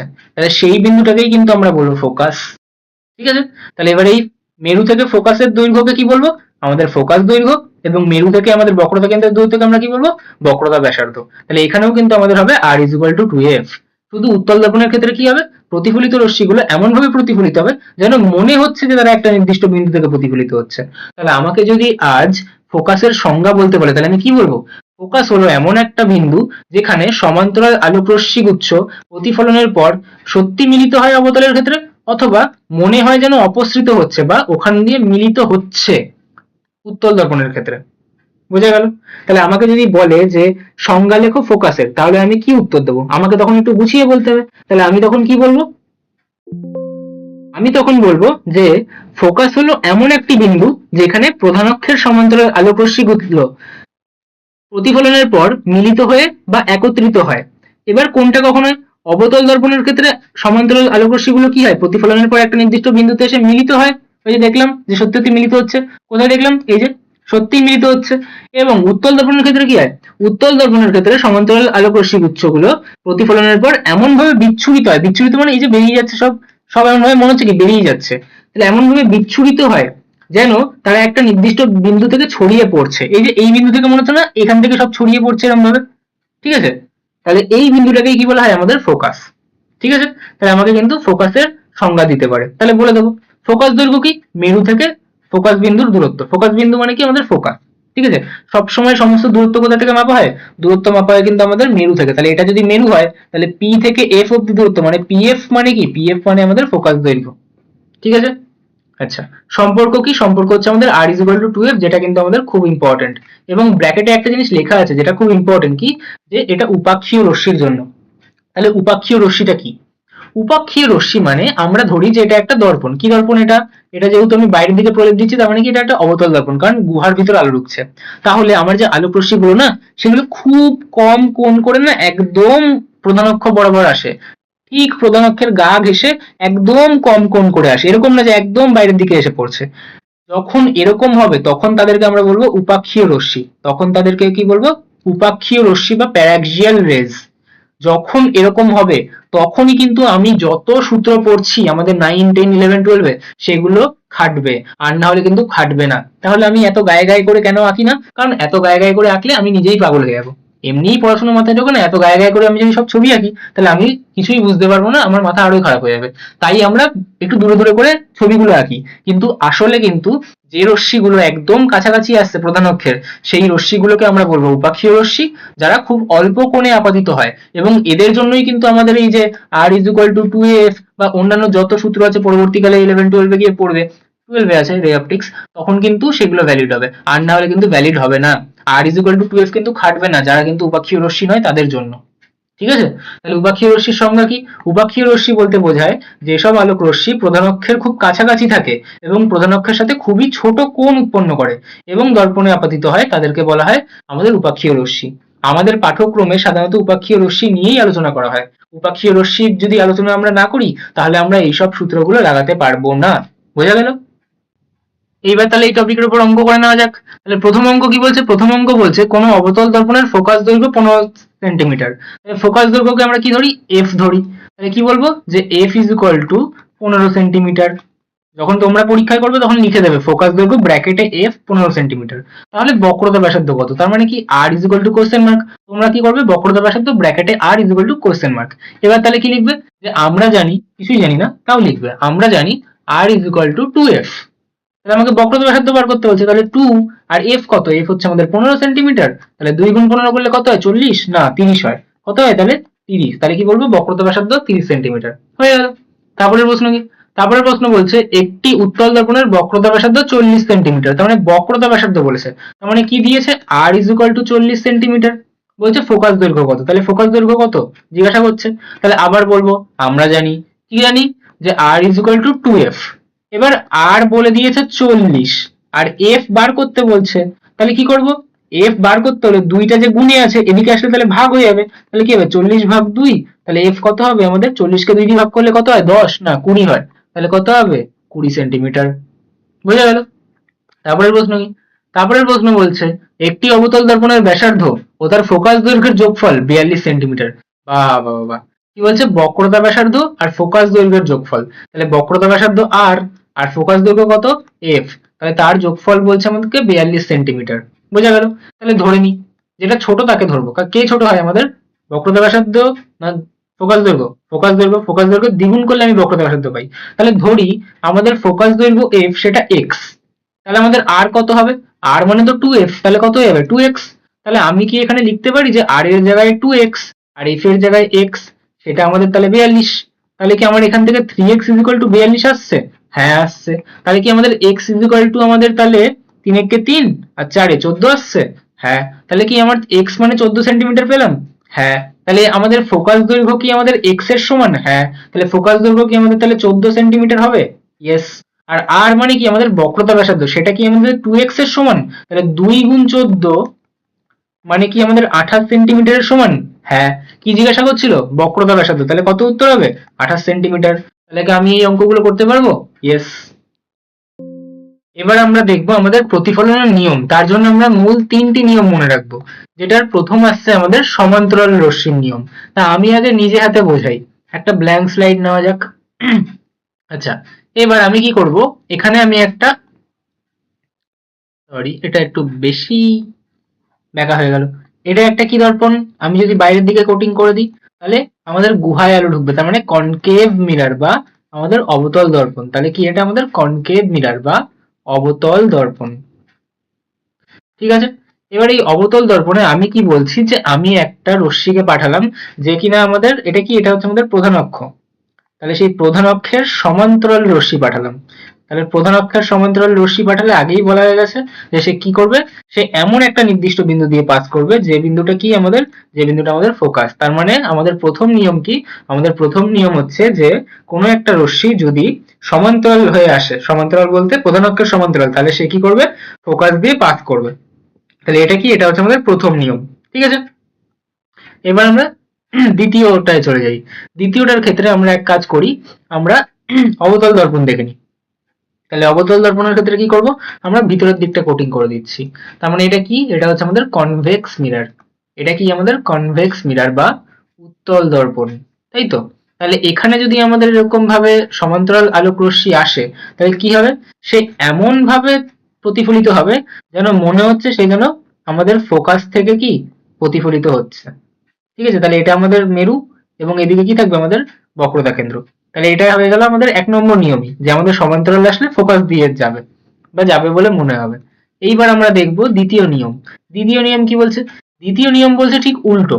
কি উল্টো বলতে, এটা কি দর্পণ, এটা আবারও আমাদের অবতল দর্পণ, তাহলে অবতল দর্পণের ক্ষেত্রে আমাদের কি হচ্ছে, এটা আমাদের মেরু, এটা আমাদের কি ফোকাস দৈর্ঘ্য, এটা আমাদের কি বক্রতা কেন্দ্র, মোটামুটি আমাদের মাঝামাঝি ধরতে হবে। ঠিক আছে, হাতে যাচ্ছি পুরো মাঝামাঝি তো হবে না। এবার কি বলছি, যে কেউ যদি আমাদের ফোকাস দিয়ে আসে, এই যে ফোকাস বরাবর আমাদের আপাতিত আলোক রশ্মি আসলো, তাহলে সে সমান্তরাল হয়ে বেরোবে, তার মানে এখন কি এটা আমাদের আপাতিত রশ্মি এবং প্রতিফলিত রশ্মি এটা, তার মানে ঠিক উল্টো। ঠিক আছে, তাহলে 2 নম্বর নিয়মটা আমাদের ঠিক 1 নম্বরের উল্টো, যে যদি কেউ ফোকাস দিয়ে আসে তাহলে সে আমাদের সমান্তরাল হয়ে বেরিয়ে যাবে। এটাই যদি আমি একটা কাজ করতে যাই, যে আমি উত্তল দর্পণের জন্য দেখাতে চাই, তাহলে কি করতে হবে, তাহলে আমি একটা উত্তল দর্পণ সবার আগে আঁকতে হবে, সেটা দেখিয়ে দিই, যেটা একটা উত্তল দর্পণ, তাহলে এটা কি, এটা একটা উত্তল দর্পণ, তাহলে আমি এরকম কেটে দিলাম, এর মধ্যে কি থাকবে, এটা থাকবে আমাদের মেরু, এখানে থাকবে আমাদের ফোকাস, এখানে থাকবে আমাদের বক্রতা কেন্দ্র, এরকম ধরে নিলাম। এইবার আমি কি বলছি, যে আমার একটা আলো এমন ভাবে আসছে যেন ও ফোকাস বরাবর আসছে, একটা আলো এমন ভাবে আপতিত হলো মনে হচ্ছে যেন ঠিক ফোকাসে গিয়ে পড়বে, তাহলে ও কি হবে, ঠিক সমান্তরাল হয়ে বেরিয়ে যাবে। তাহলে এটা কিন্তু আমাদের দ্বিতীয় নিয়ম, যে যদি ফোকাসে আসে অথবা ফোকাসের দিকে যাবে বলে মনে হচ্ছে, তাহলে সমান্তরাল হয়ে বেরিয়ে যাবে।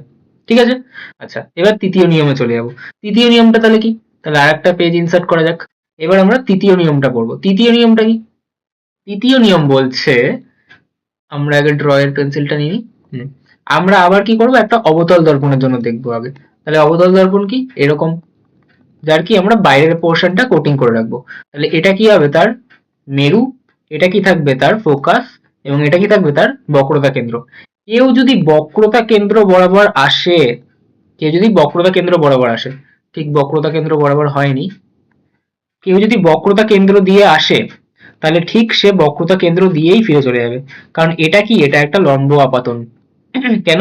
কারণ আমাদের যে কোনো স্ফেরিক্যাল মিররের জন্য বা আমাদের গোলীয় দর্পণের জন্য তার কিন্তু, এটা যদি আমাদের বক্রতা কেন্দ্র হয়, তার বক্রতা কেন্দ্রটাই কিন্তু তার নর্মাল হয়ে যায়।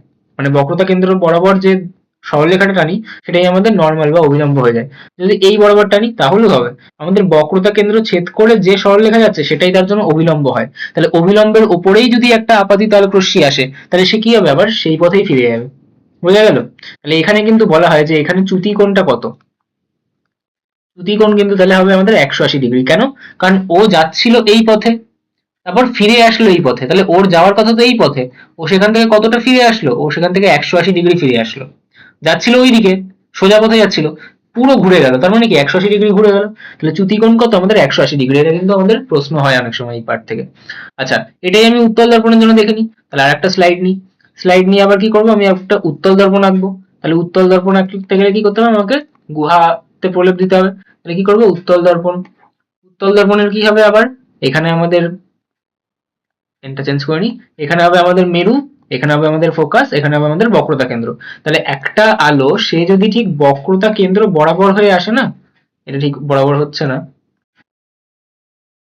এই যে আমাদের বক্রতা কেন্দ্র, যদি সেটা বরাবর আসে, মানে একটা আলো এমন ভাবে আসলো মনে হচ্ছে যেন বক্রতা কেন্দ্রের দিকে যাচ্ছে, তাহলে ও যেরকম ভাবে এসেছিল আবার সেরকম ভাবেই ফিরে যাবে। ঠিক আছে? তাহলে আলোটা এইভাবে আসলো, এভাবেই চলে গেল। ঠিক আছে? আমার আঁকতে গিয়ে ব্যাকা হয়ে যাচ্ছে, কিন্তু সেই পথেই চলে যাবে। মানে একটাই রশ্মি হবে কিন্তু এখানটা। তাহলে এটা কিন্তু আমাদের 3 নম্বর নিয়ম। তাহলে আমি যেগুলো বোঝাতে চাইলাম সেগুলো কি বোঝা গেল? তাহলে আমরা প্রথমটা এবার দেখে নেবো। প্রথমটা কি ছিল? প্রথমটা আমাকে বলছে যে সমান্তরাল রশ্মি। তাহলে কি হবে, কোনো আলোক রশ্মি যদি প্রধান অক্ষের সমান্তরাল ভাবে গোলীয় দর্পণে আপতিত হয় তাহলে তা ফোকাস দিয়েই প্রতিফলিত হয়ে যাবে। ঠিক আছে? এই যে আসলো, এসে কি ফোকাস দিয়ে চলে গেল। বোঝা গেল? আচ্ছা, এবার দেখে নেওয়া যাক আমাদের দ্বিতীয় নিয়ম কি, ফোকাসগামী রশ্মি। ওই যে কেউ যদি আমাদের ফোকাস দিয়ে আসে তাহলে কি হবে, সে সমান্তরাল হয়ে বেরিয়ে যাবে। তাহলে এটাই হচ্ছে আমাদের কি দ্বিতীয় নিয়মটা। তাহলে কি, কোনো আলোক রশ্মি ফোকাস দিয়ে আসলে তাহলে তা প্রতিফলিত হয়ে প্রধান অক্ষের সমান্তরাল হয়ে বেরিয়ে যাবে। বোঝা গেল? তারপরে কি বলা আছে, তারপর বলছে কেন্দ্রগামী রশ্মি। তাহলে কেন্দ্রগামী রশ্মি মানে কি, কোনো আলোক রশ্মি যদি বক্রতা কেন্দ্র বরাবর দর্পণে আপতিত হয় তাহলে সেই রশ্মিটা একই পথে কি প্রতিফলিত হয়ে চলে যাবে। তাহলে এখানে আমাদের চ্যুতি কোণের মানটা কত হবে, তাহলে কিন্তু আমাদের চ্যুতি কোণের মান বা অ্যাঙ্গেল অফ ডেভিয়েশন সেটা কিন্তু 180° হবে। বোঝা গেল? আচ্ছা, এবার আমরা যা যা পড়েছি সমস্ত কিছু এখানে ইমপ্লিমেন্টেড হবে।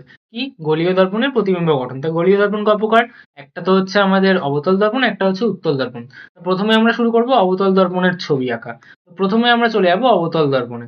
এবার আমরা বস্তুটাকে আলাদা আলাদা জায়গায় রাখবো, রেখে কি করব, তার প্রতিবিম্ব কোথায় গঠিত হচ্ছে সেটা দেখবো। তাহলে প্রথমত আমরা একটা অবতল দর্পণ এঁকে নিই। তাহলে এটা একটা অবতল দর্পণ। এই অবতল দর্পণের কি হবে, একটা প্রধান অক্ষ থাকবে। তাহলে এটা হচ্ছে আমাদের প্রধান অক্ষ। এবার এই অবতল দর্পণের কি হবে, এখানে একটা আমাদের মেরু থাকবে, এখানে একটা আমাদের ফোকাস থাকবে, এখানে একটা আমাদের কি বক্রতা কেন্দ্র থাকবে। এবার আমার বস্তুটাকে কোথায় রাখবো বলছি, ফোকাস এবং মেরুর মধ্যে। তাহলে ফোকাস কোথায়, এই যে ফোকাস। মেরু কোথায়, এই যে মেরু। তাহলে এর মাঝখানে কি আমি একটা বস্তুকে রাখলাম। তাহলে এর মাঝখানে কি থাকলো, আমাদের বস্তুটা থাকলো। ঠিক আছে? আর আমি এখান থেকে আলোক রশ্মি পাঠাবো। কি কিভাবে পাঠাতে পারি, প্রথম পদ্ধতি সমান্তরাল পাঠাও, ফোকাস দিয়ে যাবে। দ্বিতীয় পদ্ধতি ফোকাস দিয়ে পাঠাও, সমান্তরাল হয়ে যাবে। তৃতীয় পদ্ধতি কি করব, বক্রতা কেন্দ্র বরাবর পাঠাবো, বক্রতা কেন্দ্র বরাবরই চলে যাবে। তাহলে এখানে আমি কি করব, এখানে আমি সমান্তরালটা প্রথমে পাঠাই। সমান্তরাল পাঠালে কি হবে, এটা তাহলে আপাতিত আলোক রশ্মি। তাহলে এবার প্রতিফলিত হচ্ছে, প্রতিফলিত হলে তাহলে কোথা দিয়ে যাবে, এবার যাবে তাহলে আমাদের ফোকাস দিয়ে। তাহলে এটা কি আমাদের প্রতিফলিত আলোক রশ্মি গেল একটা। দ্বিতীয় কি করতে পারি, দ্বিতীয় আমি এক কাজ করি, আমি ঠিক এই বক্রতা কেন্দ্র বরাবর একটা আলোক রশ্মি পাঠালাম। তাহলে এই মাথা থেকে একটা, ওটা আমি ডট ডট মেরেছি জাস্ট, তাহলে এখান থেকে আলোক রশ্মি বেরোলো। তাহলে ও কি হবে, ঠিক এই পথে আবার ট্রেস ব্যাক করে এদিকে আমাদের প্রতিফলিত রশ্মি পাঠাবে। তাহলে এই যে একটা প্রতিফলিত রশ্মি আর এই যে একটা প্রতিফলিত রশ্মি, এই দুটো কি এদিকে কোথাও মিলবে না, এ এর মতো চলে যাচ্ছে, এ এর মতো চলে যাচ্ছে, মিলবে না। কিন্তু এদেরকে পিছন দিকে মনে হচ্ছে না যে এটা যদি এক্সট্রাপোলেট করি আমি তাহলে এখানে এসে মিলিত হবে। হ্যাঁ, তার মানে পিছনে গেলে কি এরা মিলিত হবে। তার মানে দর্পণের ঠিক পিছনে গিয়ে এরা কিন্তু মিলিত হচ্ছে। এইবার এই যে প্রতিবিম্বটা তৈরি হলো, এটা কি আমাদের প্রতিবিম্ব বা বিম্ব, এটা কি সত্যি সত্যি মিলছিল না, আমার মনে হচ্ছে মিললো। তাই কি এটা অসৎ বা ভার্চুয়াল। আচ্ছা, এটার ক্ষেত্রে এদের দুজনের মাথা কি একই দিকে? হ্যাঁ, এরও মাথা ওপরের দিকে, এরও মাথা একই দিকে। তাহলে কি বলবো? সমশীর্ষ বা ইরেক্ট। এবং এটা কি বড় হয়ে গেছে? হ্যাঁ, তাই কি বলবো? ম্যাগনিফাইড। এবং প্রতিবিম্বটা কোথায় তৈরি হয়েছে? দর্পণের পিছনে। তাহলে কি বলবো? প্রতিবিম্বের অবস্থান দর্পণের পিছনে। গেল প্রথমটা বোঝা। দ্বিতীয় ক্ষেত্রে এবার আমি বস্তুটাকে ফোকাসে রাখছি। তাহলে আবারও একই কাজ। কি কাজ? ছবি আঁকা। কার ছবি? অবতল দর্পণের ছবি। অবতল দর্পণের পরে কার ছবি আঁকবো? আমাদের মূল অক্ষ। এবার এই যে মূল বা প্রধান অক্ষ, এখান থেকে আমি কি করব? এটা আমাদের মেরু, এখানে আমাদের ফোকাস, আর এখানে কি আমাদের বক্রতা ব্যাসার্ধ। এবার বস্তুটা কোথায় রাখছি? আমাদের ফোকাসে রাখতে বলেছে। তাহলে ফোকাসে বস্তু রেখে দিই। তাহলে এই যে ফোকাসে থাকলো বস্তু। এইবার কি করব? ফোকাসে আমাদের বস্তু রাখতে বলেছে। নিয়ম আমাদের কাছে ওই তিনটেই। সমান্তরাল পাঠাবো, ফোকাস দিয়ে যাবে। ফোকাস দিয়ে পাঠাবো, সমান্তরাল হয়ে যাবে। বক্রতা কেন্দ্র বরাবর পাঠাবো, বক্রতা কেন্দ্র বরাবরই আসবে। তাই তো? আচ্ছা, তাহলে এক কাজ করি, আমি একটা সমান্তরাল রশ্মি পাঠাই।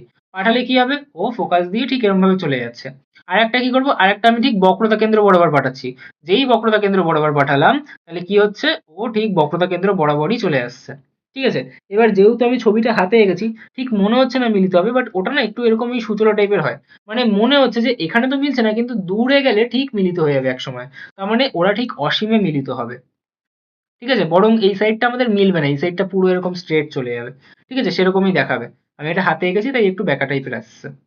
ঠিক আছে? তাহলে এরা কি হচ্ছে? এরা পিছনের দিকে মিলিত হচ্ছে। তাহলে আমি কি বলবো? বলবো যে এরা অসীমে মিলিত হবে। তাহলে যখন অসীমে মিলিত হবে, অনেক দূরে মিলিত হবে তো। তার মানে কি নিচ থেকে এত বড় ছবি আসবে না? বহুত বড় ছবি আসবে। তার মানে কি অত্যন্ত বিবর্ধিত প্রতিবিম্ব তৈরি হবে। আচ্ছা, ওখানেও কি সত্যি, সত্যি মিলবে? হ্যাঁ, মিলিত কিন্তু হবে সত্যি, সত্যি। তাহলে আমি কি বলবো? তাহলে বলবো সদ্বিম্ব। কারণ এই দুটো তো আমাদের সত্যি, সত্যি এদিকে যাচ্ছে। ঠিক আছে? আচ্ছা, আর কি বলবো? আর এটা তো তাহলে নিচের দিকে তৈরি হয়েছে। তাহলে নিচের দিকে হলে কি মাথা একই দিকে থাকবে? না, উল্টো দিকে হয়ে যাবে। তাহলে কি বলবো? তখন অবশিষ্য বলবো। বোঝা গেল? তাহলে ফোকাসে থাকলে এটা হবে। তারপর কি বলছে? তারপর বলছে বস্তুর অবস্থান সি এবং এফ এর মাঝখানে। তাহলে সি মানে কি? আমাদের বক্রতা কেন্দ্র।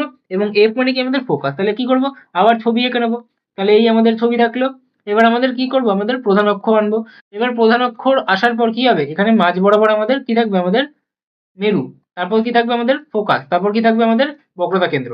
এবার আমাকে কোথায় রাখতে বলছে? সি এবং এফ এর মাঝখানে। তাহলে এখানটা রাখলাম। রাখলাম। এবার কি করব? আমি এখান থেকে আলো পাঠাবো। তাহলে আলোক রশ্মি এখান থেকে যেই সমান্তরাল পাঠালাম, তাহলে কি হবে? এই ফোকাস দিয়ে বেরিয়ে যাবে। ঠিক আছে? ফোকাস দিয়ে তো গেলই না। যাই হোক, চলে যাবে এরকম ভাবে। আর কি করতে পারি? আর কি করতে পারি? আর আমি এক কাজ করব, আমি ফোকাস দিয়ে পাঠাবো, তাহলে সমান্তরাল হয়ে চলে যাবে। তাহলে ফোকাস দিয়ে যেই পাঠাচ্ছি আমি, তাহলে কি হচ্ছে? সে সমান্তরাল হয়ে বেরিয়ে যাচ্ছে। তাহলে ছেদ করলো কোথায়? এই একটা প্রতিফলিত রশ্মি, এই একটা প্রতিফলিত রশ্মি। ছেদ করলো ঠিক এই জায়গায়। তার মানে প্রতিফলনের যে রশ্মিগুলো, সেগুলো ছেদ করছে, মিলিত হচ্ছে, কি যুক্ত করলে এরকম ভাবে তৈরি হবে। তাহলে এর কি মাথা উল্টে গেছে? হ্যাঁ। তার মানে কি বলবো? অবশিষ্ট। সত্যি মিলেছে? হ্যাঁ। তাহলে বলবো রিয়েল, সৎ। এবং এটা কি বড় হয়ে গেছে? হ্যাঁ, বড় হচ্ছে। তাহলে কি বিবর্ধিত। এবং তৈরি হলো কোথায়? এই আমাদের, আচ্ছা, বক্রতা কেন্দ্রের বাইরেই তৈরি হয় ওটা। ঠিক আছে? আমার এই ছবিতে যেহেতু ওই হাতে আঁকছি, তার মানে একটু এদিক ওদিক হয়ে যাচ্ছে। কারণ কি? এটা একদম মেপে মেপে যদি 10 রাখতে হয়, তাহলে এটাও 10 রাখতে হবে। ঠিক আছে? আমি তো এখানে মাপতে পারছি না, স্কেল নেই আমার কাছে। তোমরা যখন হাতে আঁকতে যাবে তখন তোমাদেরকে মেপে মেপে করতে হবে, আর নাহলে এরকম আমাদের মিলবে না। তাহলে কি এটা বক্রতা কেন্দ্রের বাইরে বা অসীম ও বক্রতা কেন্দ্রের মাঝখানে তৈরি হবে। তাহলে এই যে বক্রতা কেন্দ্র, তার থেকে বাইরের দিকে, আর বাইরের দিকে কি থাকে? আমাদের অসীম থাকে। ঠিক আছে? তাহলে তার মাঝখানে তৈরি হবে। এগুলো আমরা একটা চার্ট দিয়ে দেবো, চার্ট থেকে মুখস্থ করে নেবে। তারপর বলা হচ্ছে যে বস্তুর অবস্থান বক্রতা কেন্দ্রে। এটা কিন্তু খুব ইম্পর্টেন্ট।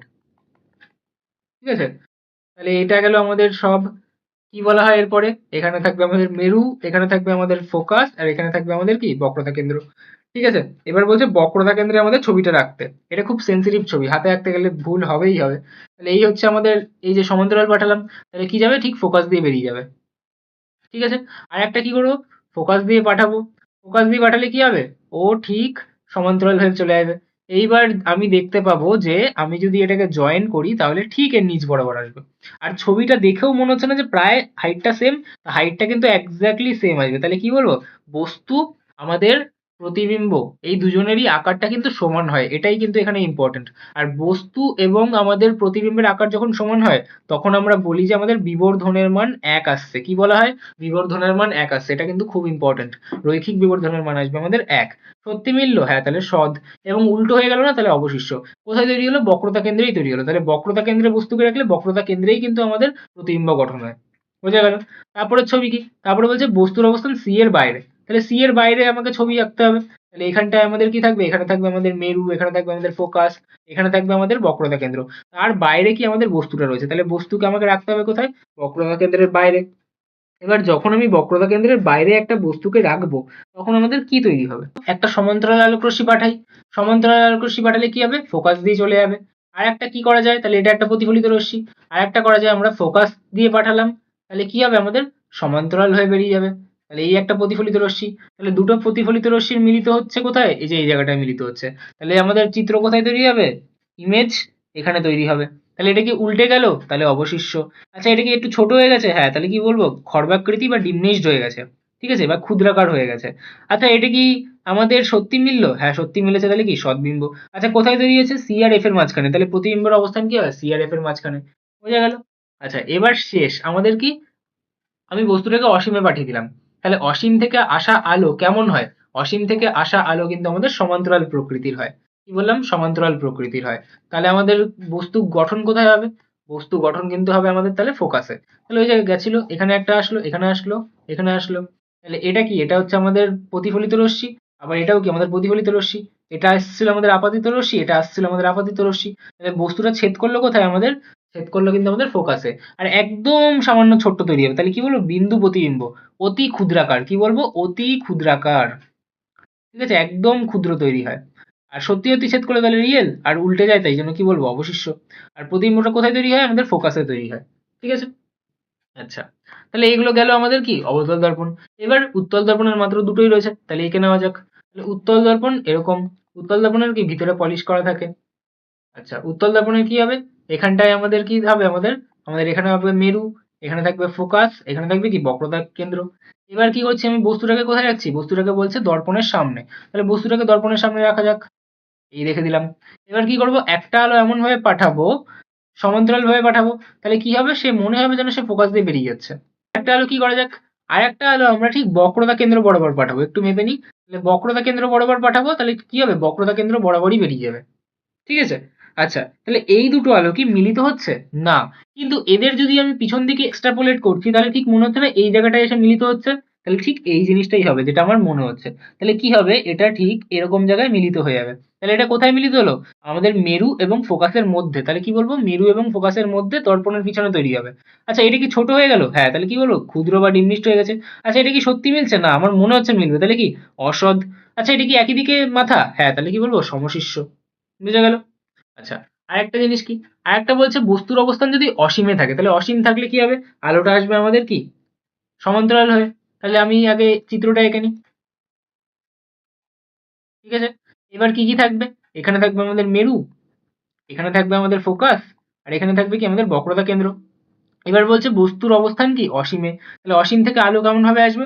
অসীম থেকে আলো আসবে কিন্তু আমাদের সমান্তরাল হয়ে। তাহলে একটা আলো আসলো এরকম সমান্তরাল হয়ে, তাহলে কেমন মনে হবে? মনে হবে যেন সে ফোকাস দিয়ে বেরোচ্ছে।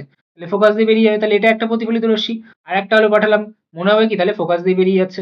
তাহলে এটা একটা প্রতিফলিত রশ্মি, এটা একটা প্রতিফলিত রশ্মি। তাহলে এরা ছেদ বিন্দুটা কোন জায়গায় হবে? ছেদ বিন্দু ঠিক হবে কিন্তু আমাদের ফোকাসে। তাহলে কি হবে?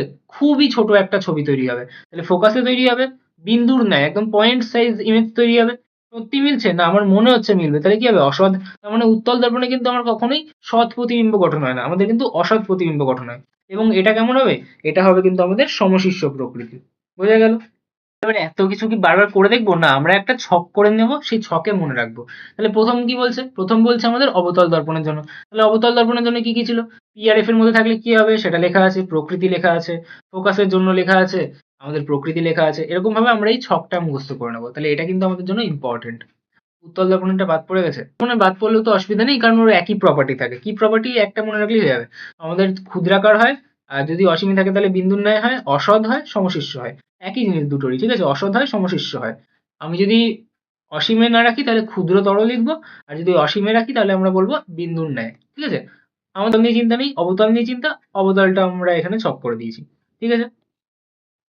এবার কিছু অঙ্ক করে নেওয়া যাক। প্রথম অঙ্ক কি বলছে? 10 সেন্টিমিটার ফোকাস দৈর্ঘ্য বিশিষ্ট, মানে ফোকাস দৈর্ঘ্য কত বলে দিয়েছে? 10 সেন্টিমিটার। অবতল দর্পণের সামনে কত দূরত্বে বস্তু রাখলে প্রতিবিম্বের রৈখিক বিবর্ধন 1 হবে? রৈখিক বিবর্ধন কখন 1 হতো? যখন আমাদের প্রতিবিম্বকে কোথায় রাখা হয়েছে? বক্রতা কেন্দ্রে। অর্থাৎ কত দূরত্বে? বক্রতা ব্যাসার্ধ দূরত্বে রাখা হয়েছে। তাহলে যখনই বলবে রৈখিক বিবর্ধন 1, তার মানে কি? বক্রতা ব্যাসার্ধে রাখতে হবে, মানে অতটা দূরত্বে রাখতে হবে। যখন আমি একটা বস্তুকে আমাদের বক্রতা কেন্দ্রে রাখি তখন কি হয়? এখান থেকে এরকম যায় একটা সমান্তরাল, আর একটা যায় এখান থেকে ফোকাস থেকে গিয়ে মিলিত হয় এবং কি সমান আকৃতির বস্তু তৈরি করে। তাহলে এইটুকু দূরত্ব কি? এইটুকু দূরত্ব তার বক্রতা ব্যাসার্ধ না? তাহলে বক্রতা ব্যাসার্ধ চাইছে আমাকে ইনডাইরেক্টলি। তাহলে আর ইজ ইকুয়াল টু কি 2f, তার মানে 2 গুণ 10 সেন্টিমিটার, তার মানে কত আসছে 20 সেন্টিমিটার। তাহলে উত্তর কি দেবো? যে 10 সেন্টিমিটার ফোকাস দৈর্ঘ্য বিশিষ্ট অবতল দর্পণের সামনে 20 সেন্টিমিটার দূরত্বে বস্তুকে রাখলে প্রতিবিম্বের রৈখিক বিবর্ধন 1 হবে। বোঝা গেল? আচ্ছা, তারপরের প্রশ্ন কি? তারপরের প্রশ্ন বলছে ফোকাস দৈর্ঘ্য f বিশিষ্ট কোনো অবতল দর্পণের কোথায় বস্তুকে রাখলে প্রতিবিম্ব বস্তুর অবস্থানেই তৈরি হবে? একই প্রশ্ন ঘুরিয়ে শুধু জিজ্ঞাসা করবে। এরকম আমাদের অবতল দর্পণ, আমাদের যদি বক্রতা কেন্দ্রে আমি রাখি তাহলেই কিন্তু সে এরকম যাবে সমান্তরাল হয়ে ফোকাস দিয়ে, এবং ফোকাস দিয়ে গিয়ে সমান্তরাল হয়ে আসবে ঠিক আমাদের আমাদের বক্রতা কেন্দ্রেই কিন্তু আসবে। তার মানে বস্তুকে যেখানে রাখবো সেখানেই কিন্তু প্রতিবিম্ব তৈরি হবে। তাহলে এটা কোথায় হয়? এটা আমাদের হয় বক্রতা কেন্দ্রে। অর্থাৎ আমার কাছে জিজ্ঞাসা কি করছে? আমার কাছে জিজ্ঞাসা করছে বক্রতা ব্যাসার্ধ। তাহলে বক্রতা ব্যাসার্ধ f দৈর্ঘ্য বিশিষ্ট কোনো অবতল দর্পণের কত হবে? 2f। তাহলে r ইজ ইকুয়াল টু যেহেতু 2f, তাহলে উত্তরটা কত হবে? 2f। তারপরে কি জিজ্ঞাসা করছে? তারপর জিজ্ঞাসা করছে, হিন্ট গুলো ভুল লেখা হয়ে গেছে। তারপর জিজ্ঞাসা করছে যে একটি 28 সেন্টিমিটার বক্রতা ব্যাসার্ধ বিশিষ্ট অবতল দর্পণের মেরু থেকে কত দূরত্বে বস্তুকে রাখলে বস্তুটির প্রতিবিম্ব সমশীর্ষ পাওয়া যাবে? অবতল দর্পণের ক্ষেত্রে সমশীর্ষ বলছে। আচ্ছা, অবতল দর্পণের ক্ষেত্রে যদি আমাদেরকে কখনো সমশীর্ষ বলে, এটা আমাদের অবতল দর্পণ, ঠিক আছে? সেই অবতল দর্পণে এটা যদি হয় আমাদের মেরু, এটা যদি হয় আমাদের ফোকাস, এটা যদি হয় আমাদের বক্রতা কেন্দ্র, ঠিক আমি যদি বক্রতা কেন্দ্রে এবং মেরুর মাঝখানে আমাদের বস্তুকে রাখি তাহলেই কিন্তু তার সমশীর্ষ প্রতিবিম্ব পাওয়া যায়। তাহলে আমাকে কার মধ্যে রাখতে হবে? মেরু থেকে দৈর্ঘ্য মাপা চালু করি, আর আমাকে ফোকাসের মধ্যে রাখতে হবে। তার মানে ফোকাল দৈর্ঘ্যর মধ্যে রাখতে হবে না? তাহলে আমাদের ফোকাল দৈর্ঘ্য বার করতে হবে। দিয়েছে কি? দিয়েছে বক্রতা ব্যাসার্ধ। বক্রতা ব্যাসার্ধ কত দিয়েছে? 28 সেন্টিমিটার। তাহলে ফোকাস দৈর্ঘ্য কত বেরোবে? r/2 করলে কত হবে? 28/2, তার মানে 14 সেন্টিমিটার। তার মানে 14 সেন্টিমিটারের মধ্যে রাখতে হবে। তাহলে 14 সেন্টিমিটারে রাখলে কি হবে? না, 14 সেন্টিমিটারের মধ্যে রাখতে হবে। তাহলে 11 সেন্টিমিটারে রাখতে হবে। 24 সেন্টিমিটারে হবে? হবে না। 21 সেন্টিমিটারে হবে? হবে না। করতে হবে কি আমাকে? যে 14 সেন্টিমিটারের কমের মধ্যে রাখতে হবে। বুঝে গেল? তাহলে এরকম ভাবে কিন্তু ট্রিকি প্রশ্ন আসে এই পার্ট থেকে। এবার আমরা ইম্পর্টেন্ট কিছু প্রশ্ন দেখে নেব। প্রথম প্রশ্ন আমাকে বলছে যে আমি একটা দর্পণকে না স্পর্শ করে কি করে বুঝবো যে সেটা কিরকম দর্পণ? তাহলে আমি কি করব? একটা দর্পণের খুব কাছে হাতের আঙুল নিয়ে দেখব।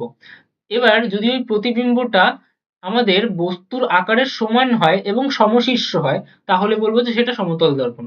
যদি প্রতিবিম্বের যে আকার সেটা বস্তুর চেয়ে ছোট এবং সমশীর্ষ হয় তাহলে বলবো উত্তল দর্পণ। আর যদি প্রতিবিম্বটা বস্তুর আকারের চেয়ে বড় হয় তাহলে বলবো অবতল দর্পণ। এটাই হচ্ছে ট্রিক। তাহলে আমাকে যদি পরীক্ষায় প্রশ্নটা জিজ্ঞাসা করে তাহলে প্রথমে এই লাইনটা লিখবো, লিখে এটাকে 1 নাম্বার, এটাকে 2 নাম্বার, এটাকে 3 নাম্বার বলে পয়েন্ট পয়েন্ট করে লিখে দেবো, তাহলেই ফুল মার্কস দিয়ে দেবে। তারপর কি বলছে? তারপর বলছে অভিসারী রশ্মি এবং অপসারী রশ্মি বলতে কি বোঝা যায়? তা অভিসারী রশ্মি কি? যে আলোক রশ্মিগুলো কোনো নির্দিষ্ট বিন্দুর দিকে সম্মুখিত হয়ে ছুটে আসে। অর্থাৎ এই একটা আলোক রশ্মি, এই একটা আলোক রশ্মি, এই একটা আলোক রশ্মি, এই তিনজনেই কিন্তু নির্দিষ্ট এই বিন্দুটার দিকে মিলিত হওয়ার জন্য আসছে।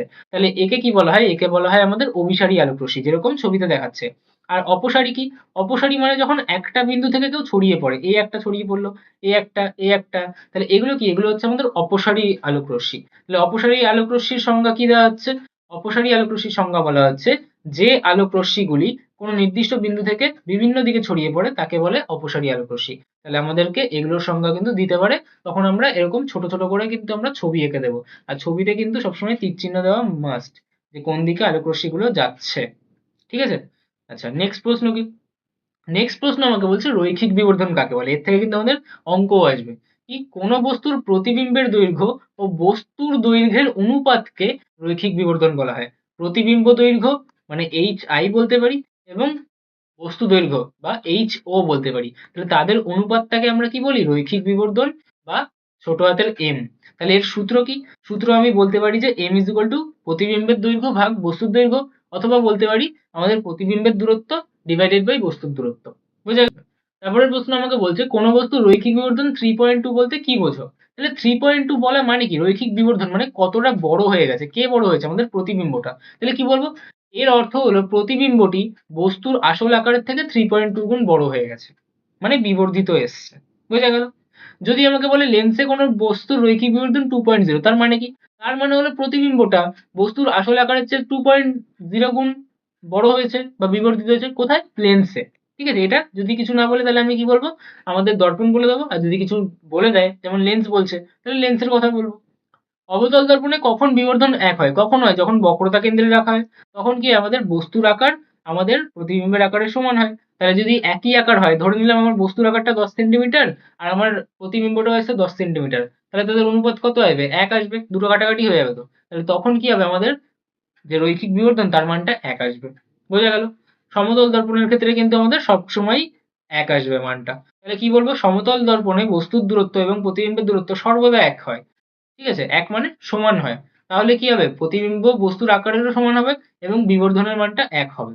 ঠিক আছে, এবার প্রশ্ন জিজ্ঞাসা করা হচ্ছে যে একটি সমতল দর্পণের সামনে 20 সেন্টিমিটার দূরত্বে একটি বস্তুকে রাখা হলো, তাহলে প্রতিবিম্ব কোথায় গঠিত হবে? এক্ষুনি বলা হলো যে আমাদের বস্তুর দূরত্ব আর প্রতিবিম্বের দূরত্ব সমতল দর্পণের ক্ষেত্রে কিন্তু একই হয়। তাহলে সমতল দর্পণ যদি আমাকে বলে দেয়, তাহলে সমতল দর্পণের ক্ষেত্রে কিন্তু আমার বস্তু দূরত্ব প্রতিবিম্ব দূরত্ব একই হবে। তাহলে উত্তরটা কত হবে? 20 সেন্টিমিটার দূরত্বে যদি বস্তুকে রাখা হয়, তাহলে প্রতিবিম্বটাও 20 সেন্টিমিটার দূরত্বেই তৈরি হবে।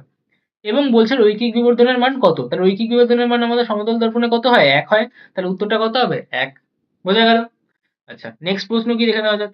নেক্সট প্রশ্ন আমাকে বলছে যে অবতল দর্পণ এবং উত্তল দর্পণের কাজটা কি? তা এখানে কিন্তু আমাদের এই লজিকটা খুব ইম্পর্টেন্ট। আমাকে কেমন প্রশ্ন করে যে দন্ত চিকিৎসকরা কেন অবতল দর্পণ ব্যবহার করে? তা আমি কি বলবো? অবতল দর্পণে আলোকে এক বিন্দুতে মিলিত করে এবং বস্তুর বড় প্রতিবিম্ব গঠন করে। আমার অবতল দর্পণটা কি করে? যদি এটা একটা অবতল দর্পণ হয়ে থাকে, তাহলে যখন একটা আলো আসছে, সমান্তরাল আলো, সে এখানে ফোকাসে মিলিত হচ্ছে, আর একটা আসছে সেও ফোকাসে মিলিত হচ্ছে, তাহলে ও কি করে? ও সমস্ত আলোগুলোকে কেন্দ্রীভূত করে দেয়। ঠিক আছে, এবং ও কি করে? আমাদের বস্তুর বড় প্রতিবিম্ব তৈরি করে। বিবর্ধিত প্রতিবিম্ব তৈরি করতো না আমাদের অবতল দর্পণ। তাই জন্য আমরা যখন একটা ছোট অংশকে বড় করে দেখতে হয় তখন কি ব্যবহার করি? তখন আমাদের অবতল দর্পণ ব্যবহার করে থাকি। ঠিক আছে, তাহলে কি কি? চিকিৎসা ক্ষেত্রে আমরা দন্ত চিকিৎসক যারা ডেন্টিস্ট বা যারা ইএনটি ডাক্তার মানে নাক কান গলার ডাক্তার, তারা কি করে? রোগীদের মুখের ভিতরে বা গলা বড় করে দেখার জন্য আমাদের অবতল দর্পণ ব্যবহার করে। প্রতিফলক হিসেবে যেরকম টর্চ লাইট, সার্চ লাইট, গাড়ির হেডলাইট, এইসব জায়গায় কি করি আমরা? অবতল দর্পণ ব্যবহার করি, যাতে সমান্তরাল আলোক রশ্মিগুচ্ছ আমরা পেতে পারি। এছাড়া আমরা কি করি? দাড়ি কামানোর জন্য বা মেকআপের জন্য আমাদের কি যে বড় করে দেখতে হবে, তাহলে কি মুখের প্রতিবিম্ব বড় করে দেখার জন্য আমরা অবতল দর্পণ ব্যবহার করে থাকি। এছাড়া সোলার কুকার, সোলার কুকারে কি চাই আমাদের? এটা একটা সোলার কুকারের ধরে নিলাম অবতল দর্পণ। তাহলে আমাদের এটা যদি হয়, তাহলে সমস্ত যে সমান্তরাল আলোক রশ্মিগুচ্ছ, সূর্যের আলো অনেক দূর থেকে আসছে, অসীম থেকে আসছে, তাহলে কি হবে? সব আমাদের ফোকাসে গিয়ে কেন্দ্রীভূত হয়ে যাবে। তাহলে কি হবে? আমরা তাপটা বেশি পাবো। তাহলে কি হবে? কেন্দ্রীভূত করে তাপ উৎপন্ন করতে সুবিধা হবে। বোঝা গেল? তাহলে এই ক্ষেত্রগুলোতে আমাদের কি হবে? অবতল দর্পণ কাজে লাগবে। এছাড়া আমাকে যদি এখন বলে উত্তল দর্পণের কাজ কি? তাহলে উত্তল দর্পণ কখন ব্যবহার করব? যখন আমাদের সর্বদা সোজা কিন্তু ছোট প্রতিবিম্ব পাবো। মানে আমার কাছে একটুখানি একটা রিয়ার ভিউ মিরর আছে আমার গাড়িতে, তার মধ্যে দিয়েই কিন্তু আমি বেশিরভাগ পিছন থেকে কতগুলো বাস আসছে, কতগুলো লরি আসছে সব দেখতে চাই। তার মানে আমি এই ছোট জায়গার মধ্যে অনেকগুলো জিনিস দেখতে চাই, তার মানে আমার ছোট ছোট প্রতিবিম্ব চাই। তাহলে তখন কিন্তু আমি কি করব? আমাদের উত্তল দর্পণ ব্যবহার করব। কিন্তু এরকম না যে বাসের চাকা উপরে আর মাটি মানে মাটির দিকে আমি দেখছি তার মাথাটা, তা করলে হবে না। তাহলে সমশীর্ষ থাকতে হবে। তাহলে এই জন্য কি ব্যবহার করি আমরা? উত্তল দর্পণ ব্যবহার করি। এবং এই যে আমি বললাম যে আমি ছোট জায়গার মধ্যে বেশি বেশি জিনিস দেখতে পাবো, এটাকেই বলা হয় যে আমরা ফিল্ড অফ ভিউ বা দৃষ্টিক্ষেত্র বাড়িয়ে তুলছি। বোঝা গেল? তাহলে এই কারণে কিন্তু আমরা রিয়ার ভিউ মিররে গাড়ি, বাইক বা বাসে চালকের পাশে এটা ব্যবহার করে থাকি, যাতে আমরা পিছনের অনেকটা দৃশ্য দেখতে পাই। এছাড়া কি করি আমরা? স্ট্রিট লাইট, স্ট্রিট লাইটে আমরা কি প্রতিফলক হিসেবে ব্যবহার করি উত্তল দর্পণ, যাতে রাস্তার অনেকটা জায়গা ছড়িয়ে পড়তে পারে আমাদের যে আলোটা। এছাড়া নিরাপত্তা বা সিকিউরিটিতে আমাদের এটিএম বা ব্যাংকে আমাদের এরকমই একটা ছোট ধরনের আমাদের দর্পণ থাকে, যেটা কি হয়? উত্তল দর্পণ। তাতে কি হয়? আমরা একসাথে অনেকটা জায়গার নজরদারি রাখতে পারি, কারণ এর কি ফিল্ড অফ ভিউটা অনেক বেশি। বোঝা গেল? তাহলে এগুলো ছিল এর কাজ। এবার আসবো আমরা কিছু গুরুত্বপূর্ণ প্রশ্নাবলীতে, যেটা আমাদের 15টা প্রশ্ন দেওয়া আছে। এর মধ্যে থেকেই কিন্তু তোমাদের প্রশ্ন আসার খুব হাই চান্সেস আছে। এর মধ্যে পুরোনো বছরের প্রশ্ন ইনক্লুডেড রয়েছে। প্রথম হচ্ছে আমাদের উত্তল দর্পণের ব্যবহার লেখো। অলরেডি উত্তল দর্পণের ব্যবহার বলে দেওয়া হলো। তাহলে ওর মধ্যে থেকে যে কোনো একটার ব্যবহার লিখে দেবে। কারণ জিজ্ঞাসা করতে পারে তখন কিন্তু কারণ সহ বলতে হবে। কারণ বলতে তখন এই ফার্স্ট লাইনটা বলে দেবে যে উত্তল দর্পণ সর্বদা সোজা কিন্তু ছোট প্রতিবিম্ব গঠন করে। এর ফলে কি হয়? দৃষ্টিক্ষেত্র বা আমাদের ফিল্ড অফ ভিউ বেড়ে যায়। তাই জন্য কি করি আমরা? উত্তল দর্পণ ব্যবহার করি। একইভাবে আমাদের অবতল দর্পণের ব্যবহার এবং তার কারণ জিজ্ঞাসা করতে পারে। ঠিক আছে, আলাদা আলাদা করে বলতে পারে যে দন্ত চিকিৎসকগণ কোন দর্পণ কেন ব্যবহার করে, তাহলে সেম উত্তর দিতে হবে যে দন্ত চিকিৎসকগণ কোনটা ব্যবহার করে? আমাদের অবতল দর্পণ কেন ব্যবহার করে, এই লাইনটা লিখে দিলেই হয়ে যাবে। বোঝা গেল? তারপর কি জিজ্ঞাসা করছে, আমাদের অবতল দর্পণে প্রতিফলিত রশ্মি অভিলম্বের সঙ্গে 45 ডিগ্রি কোণ করছে। প্রতিফলিত রশ্মি অভিলম্বের সাথে 45 ডিগ্রি কোণ করছে, তার মানে কি প্রতিফলন কোণ আমার 45 ডিগ্রি। তাহলে আপতন কোণের মান কত, মানে I is equal two question mark, তাহলে আমার আপতন কোণ কি হবে, প্রতিফলন কোণের সমান হবে, তাহলে কি হবে 45 ডিগ্রি হবে। ওকে, থিকনেসটা একটু কমিয়ে নিই। তারপর কি বলছে, তারপর বলছে অবতল দর্পণের বক্রতা ব্যাসার্ধ 25 সেন্টিমিটার, তাহলে ফোকাস দৈর্ঘ্য কত হবে। আচ্ছা, বক্রতা ব্যাসার্ধ আমার বলছে 25 সেন্টিমিটার, ঠিক আছে, আর ফোকাস দৈর্ঘ্য জিজ্ঞাসা করছে। তাহলে আমি এখন কি জানি, আমি যদি 5 দাগটা সলভ করতে চাই, তাহলে আমি জানি যে আর ইজ ইকুয়াল টু 2f, ঠিক আছে। তাহলে এফ মানে কত, এফ মানে হচ্ছে আর ভাগ 2, তাহলে আর কত 25, আর 2 দিয়ে ভাগ করলে কত হবে 12.5, তাহলে 12.5 সেন্টিমিটার হবে, যেটা আমার কি উত্তর। আবার কি বলছে, গলীয় দর্পণে মেরু বলতে কি বোঝো, মেরু এর সংজ্ঞা দেওয়া ছিল আমাদের, সেখান থেকে দেখে লিখে নেবে। তারপর বলছে মোটর গাড়ির ভিউ ফাইন্ডারে কোন ধরনের দর্পণ ব্যবহার করা হয়, একই প্রশ্ন। আর উত্তর যদি কেন জিজ্ঞাসা করে, তাহলে আমি উত্তরটাও একই দেবো। কই আমাদের মোটর গাড়ির ভিউ, এই যে, তাহলে আমি এই উত্তরটা দিয়ে দেবো, উত্তল দর্পণ, ঠিক আছে। দেন প্রশ্ন কি আসছে, কোথায় ছিল আমাদের যেন 7 নম্বরে, তাহলে 7 নম্বর 6 নম্বর আমাদের হয়ে গেল। এবার আমরা চলে যাবো 8 থেকে 15 নম্বর প্রশ্নে। অসীমে অবস্থিত বস্তুর অবতল দর্পণের প্রতিবিম্ব কোথায় এবং কেমন হবে। অসীমে যদি আমাদের একটা বস্তু থাকে, তার অবতল দর্পণের প্রতিবিম্ব কেমন হবে, আমরা গিয়ে দেখবো আমাদের রে ডায়াগ্রামে আমরা কোথায় করেছি। অসীমে বলছে, তাই তো, তাহলে অসীমে এই যে আমাদের কি ছিল, যে আমাদের প্রতিবিম্বের অবস্থান তাহলে কোথায় আসবে, ফোকাসে, এবং তার বৈশিষ্ট্য কেমন হবে। তাহলে এরকম ভাবে কিন্তু এগুলোর উত্তর আমাকে দিতে হবে, এরকম ভাবে আমার প্রশ্নগুলো আসবে, ঠিক আছে। তারপরের প্রশ্ন কি বলছে, মোটর গাড়ির হেডলাইটে কোন দর্পণ ব্যবহার করা হয়? একই রকম প্রশ্ন, এরকম ভাবে প্রশ্ন ঘুরিয়ে আসতে পারে, তাই বলা হচ্ছে। বস্তুর দৈর্ঘ্য 6 সেন্টিমিটার, বিবর্ধন 1.5, তাহলে আমার বলছে প্রতিবিম্বের দৈর্ঘ্য কত। আমি কি জানি, বিবর্ধন হচ্ছে আমাকে 1.5 দিয়েছে, এবং আমাদের বস্তুর দৈর্ঘ্য বস্তু মানে আমরা ও ধরে নেবো, ঠিক আছে, অত ভাবতে হবে না। 6 সেন্টিমিটার বলছে, প্রতিবিম্ব কত, প্রতিবিম্বকে আমরা আই ধরবো, দৈর্ঘ্য দিক দূরত্ব দিক অত ভাবতে হবে না। যদি প্রতিবিম্ব বলে তাহলে আই ধরবো, আর যদি বস্তু বলে তাহলে ও ধরবো। এবার এম ইজ ইকুয়াল টু কি, M is equal to I by O, তাহলে আই আমি এবার বসাবো, এম মানে কত 1.5, তার মানে 3/2। আই মানে কত, আই আমাকে বার করতে বলছে, আর ও মানে কত, ও মানে হচ্ছে 6, তাহলে 2 দিয়ে কাটলে এখানে কত হবে 3, এবং আই তাহলে কত হবে 3 গুণ 3 9, তাহলে উত্তরটা কত হবে 9 সেন্টিমিটার, যেটা আমাকে দিচ্ছে।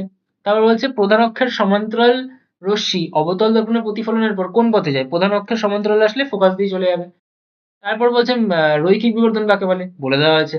বক্রতা কেন্দ্রগামী কোন রশ্মি কোন পথে প্রতিফলিত হয়, একই পথে বক্রতা কেন্দ্র দিয়েই চলে যাবে, ঠিক আছে। তারপর বলছে যে বক্রতা কেন্দ্রে স্থাপিত উৎসের আপাতিত ও প্রতিফলিত রশ্মির চ্যুতিকোণ কত, না এটা 180 ডিগ্রি হবে, আগেও বলে দিয়েছি আমি। তাহলে এটা আমি একবার ড্র করেও দেখাচ্ছি। আমাদের বক্রতা কেন্দ্র বরাবর একটা রশ্মি আসছে, তাই বলা হলো তো। তাহলে এটা হচ্ছে আমাদের কি, এটা মেরু, এটা ফোকাস, আর এটা কি আমাদের বক্রতা কেন্দ্র। এবার বক্রতা কেন্দ্র দিয়ে যদি আমার একটা আলোক রশ্মি আসে কখনো, তাহলে সে কি করবে, সে বক্রতা কেন্দ্র বরাবরই ফিরে আসলো আবার। তাহলে তার যাওয়ার কথা কোথায় ছিল, তার যাওয়ার কথা ছিল এদিকে, এই বরাবর, কিন্তু সে ফিরে আসলো এই দিকে, তাহলে কোনটা কত হলো, কোনটা 180 ডিগ্রি হলো না। তাহলে উত্তরটা কত হবে, উত্তরটা হবে কিন্তু আমাদের 180 ডিগ্রি, ঠিক আছে। তাহলে এটা কিন্তু 0 ডিগ্রি হবে না, এটা 180 ডিগ্রি হবে, ঠিক আছে। তাহলে আজকের জন্য এটুকুই ছিল। এই চ্যাপ্টারে কি পড়ে থাকলো, আমাদের প্রমাণ পড়ে থাকলো, সেই প্রমাণটা আমি নেক্সট ভিডিওতে করাবো, কারণ ওটা আলাদা করে আমি করাতে চাই, ঠিক আছে। তো দেখা হবে আমাদের সেই লেকচারে। আজকের মতো এইটুকুই। এই ভিডিওটা কেমন লাগলো সেটা জানাবে। এই ভিডিও এডিটিং করতে আমার যা হাল খারাপ হয়েছে, কারণ এই যে পিপিটি গুলো সেগুলো এআই জেনারেটেড করা হয়েছে, কিন্তু এআই তো বাংলা বোঝে না, তো বাংলাগুলো আবার লিখতে হয়েছে আমার নোটস থেকে নিয়ে, সেইগুলো আবার লেখার মাঝখানে কিছু ফরম্যাটিং এরর হচ্ছে, কোথাও ডিগ্রি পড়ছে না, সেগুলো আবার কারেক্ট করতে হচ্ছে। তাই আমি চেয়েছিলাম যে এটা একটু প্রেজেন্টেশনের মাধ্যমে ভালো করে তৈরি করতে, কিন্তু এটার জন্য বহুত টাইম লেগে গেছে। দেখা হচ্ছে নেক্সট কোনো সেশনে, যেখানে আমরা এর প্রমাণটা নিয়ে আলোচনা করব, এবং খুব শীঘ্রই আমাদের সিলেবাসে যতটা সম্ভব ততটা বেনিফিশিয়াল কন্টেন্ট দেওয়ার চেষ্টা করব।